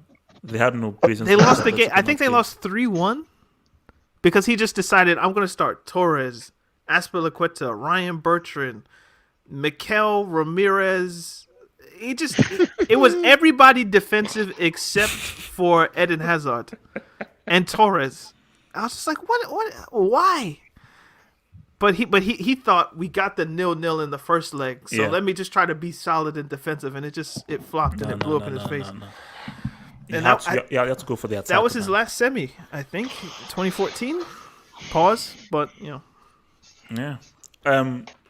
So what's it called? From King Umbani, who says, Essien or Kante in this team now? Lamps is the captain, and I think I'm expecting Jose Mourinho. Maybe he means central attacking midfielder. Who knows? Well, if it's peak Essien, maybe peak Essien, based on just what he can do. In this team now, I want Conte's. I want Conte still, man. I want Conte. But if we're talking wait. 06, if we're talking 05-06 Essien, give me Essien. Any other version of Essien, I want Conte. Nah, I based want Conte specifically, still. if 05 or 06, you want that dude. Yeah. Wait, the second half of this comment though. I don't know what that means. Yeah, Lamps. Lampard is Carlo Ancelotti and Jose Mourinho. Ah. Make of that what you will. Lamps is Carlo Ancelotti and Jose Mourinho. Hybrid, like, yeah. Okay, he's- The like, system. yeah, the Gotcha. system thing. okay, I get it. I get you. Yeah, no, for me, I think basically peak Essien was a crazy midfielder, so I might roll with peak Essien in there. No team has ever deserved to win the CL the most. I think maybe in reference to that 05. You see, do you think if Mourinho won that in 05, he still goes to Inter Milan in 2010? You realize that's a trouble. A bad trouble, but a trouble. Because that would have been League Cup, League, Champions League. Yeah, but you can't call that a treble is a treble, which is your main cup trophy, not the Papa John's Cup. But he The would have league. spun it into a bigger treble. And we would recognize it as such. No, but imagine if in his very first... Well, Pep did that undeservedly so, but I mean, like, first He season... would have gone Europa Hansi Flick League, did as well. Champions League, switch clubs, Champions League, League. Like, that was Mourinho at his peak. 03 through 2010, I'd say. Everything after that has been kind of downhill. But, you know, All right, guys, that is respect all the Papa John's Cup. from... No, I'm not respecting. I'm not respecting trash, man. That is all from us, man. Guys, any final words? Any final It wasn't words? a goal. That's my final word. Liverpool fans, you can, I don't know, go argue with God, but I would have wasn't a loved goal. to see Chelsea Milan. I think, look, if I'm being fair, Milan beat Chelsea because Liverpool just used white magic. do you know what? in And that it's final. games like that. Yes, this is a toothbrush. It's games No, like that. No, Daniel, you can't just go over and break it. No, Daniel, why? I had a You pen, have a and then there toothbrush. was a toothbrush on my desk just to remind me when we're finished. I'm gonna go brush my teeth. But Oh, hygienic. Games like that are why I don't buy when people use goals to tell me or to make the argument. Obviously, I think Henry's better than Drogba, right? Just objectively. Yeah. But when people use the goals argument, I don't buy it because Mourinho for 2004, 2005, 2006, 2007, it was 0-0 or one goal basically would win you the game. I think the 2004-2005 season Chelsea, it's a record that will stand for the rest of history. I think they conceded 15 goals in a season, or 15 or 16 goals That's insane. So it's basically you if you can get us 1 goal, shut up shop. 2, fantastic. When Henry was playing with Wenger, score 4, score 5, score 6, free flowing, attacking football. So obviously the numbers of the goal scoring numbers are going to be kind of inflated in that sense. So when people use Drogba's goal scoring numbers against him, they never take into account the style of football that he was asked to participate in. And the one season where he was kind of in his peak, where he was allowed to score freely, 2009, 2010, what did he do? He scored 29 goals in the Premier League season while playing AFCON. How Chelsea conceded 15 goals in that the whole season. Yep. And That a is number of those were insane. penalties. So it was like 9 or 10 from open play. That is insane. But anyway, again, the one season where Drogba was allowed to play free-flowing, attacking football, he scored 29 goals while being at AFCON, and the English media still decided to give Rooney Player of the Season. Do with that information what you will. It's a disgrace. A disgrace. It was a disgrace. Oh man. So guys, look, man. Looking at old images always pisses me off. Man. Stop doing Why? this. Why are you bringing the worst ones, man? You just I know, but give some good memories. No, because I'm a pessimist. And I don't want to bring back bad memories, man. Maybe I'll do a good one, but I want to bring back bad, nice memories, man. You know, it's the way to roll. Okay, guys, look, man. Let's 29 goals in 32 games. If he played all 38, he'd have the record. Who's this? Drogba, and he didn't. He took one penalty. One. And it was the last penalty of the season against Wigan in the 8-0. So the record is what, 32? By I think Salah, so. is it 31? It's 31, maybe. Whatever it is, Drogba would have. If Lampard scored, I think 20 goals that season, and I think half of them were penalties. If you give Drogba penalties, he's getting 40 in the season, and I don't have any debates 10 years later with Jamie Vardy. Shut the fuck up with that shit, man. Jamie Vardy, give me a break, man. Anyway, Guys, man, thank you for tuning in. We'll be back here Thursday to talk about Leeds and Krasnodar or whatever other Chelsea topics we can. But peace out. Stay After we cool. talk about the game, don't worry, we'll come back in next Thursday. After we talk- Abdullahi, why is your mic sounding like you're in Baghdad? I was doing something. I was trying to fix my laptop. My laptop is Also, where have you been all stream? We've hardly seen you all stream. Where have you been? Eating. I was listening to you guys when you guys were talking about. I said, where have you my- been? Your camera's been off, my friend. man. Last time Yeah, I was on in bed. bed. I was so- fixing my laptop. Okay, I was thank you, sir. fixing He my was laptop. chilling, man. He was in bed. He was in bed, man. You fix your laptop in bed? No. Really? No.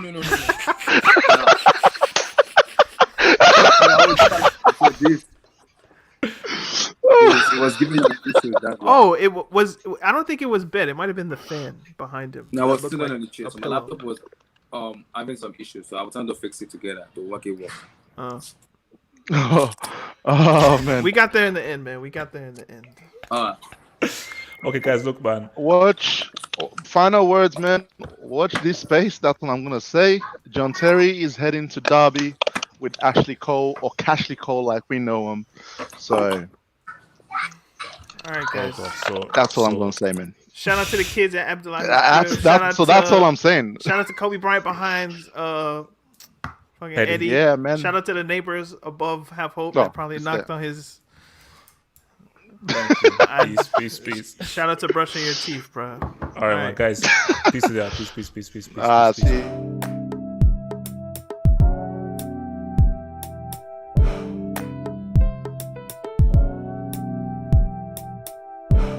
This beat's actually pretty good.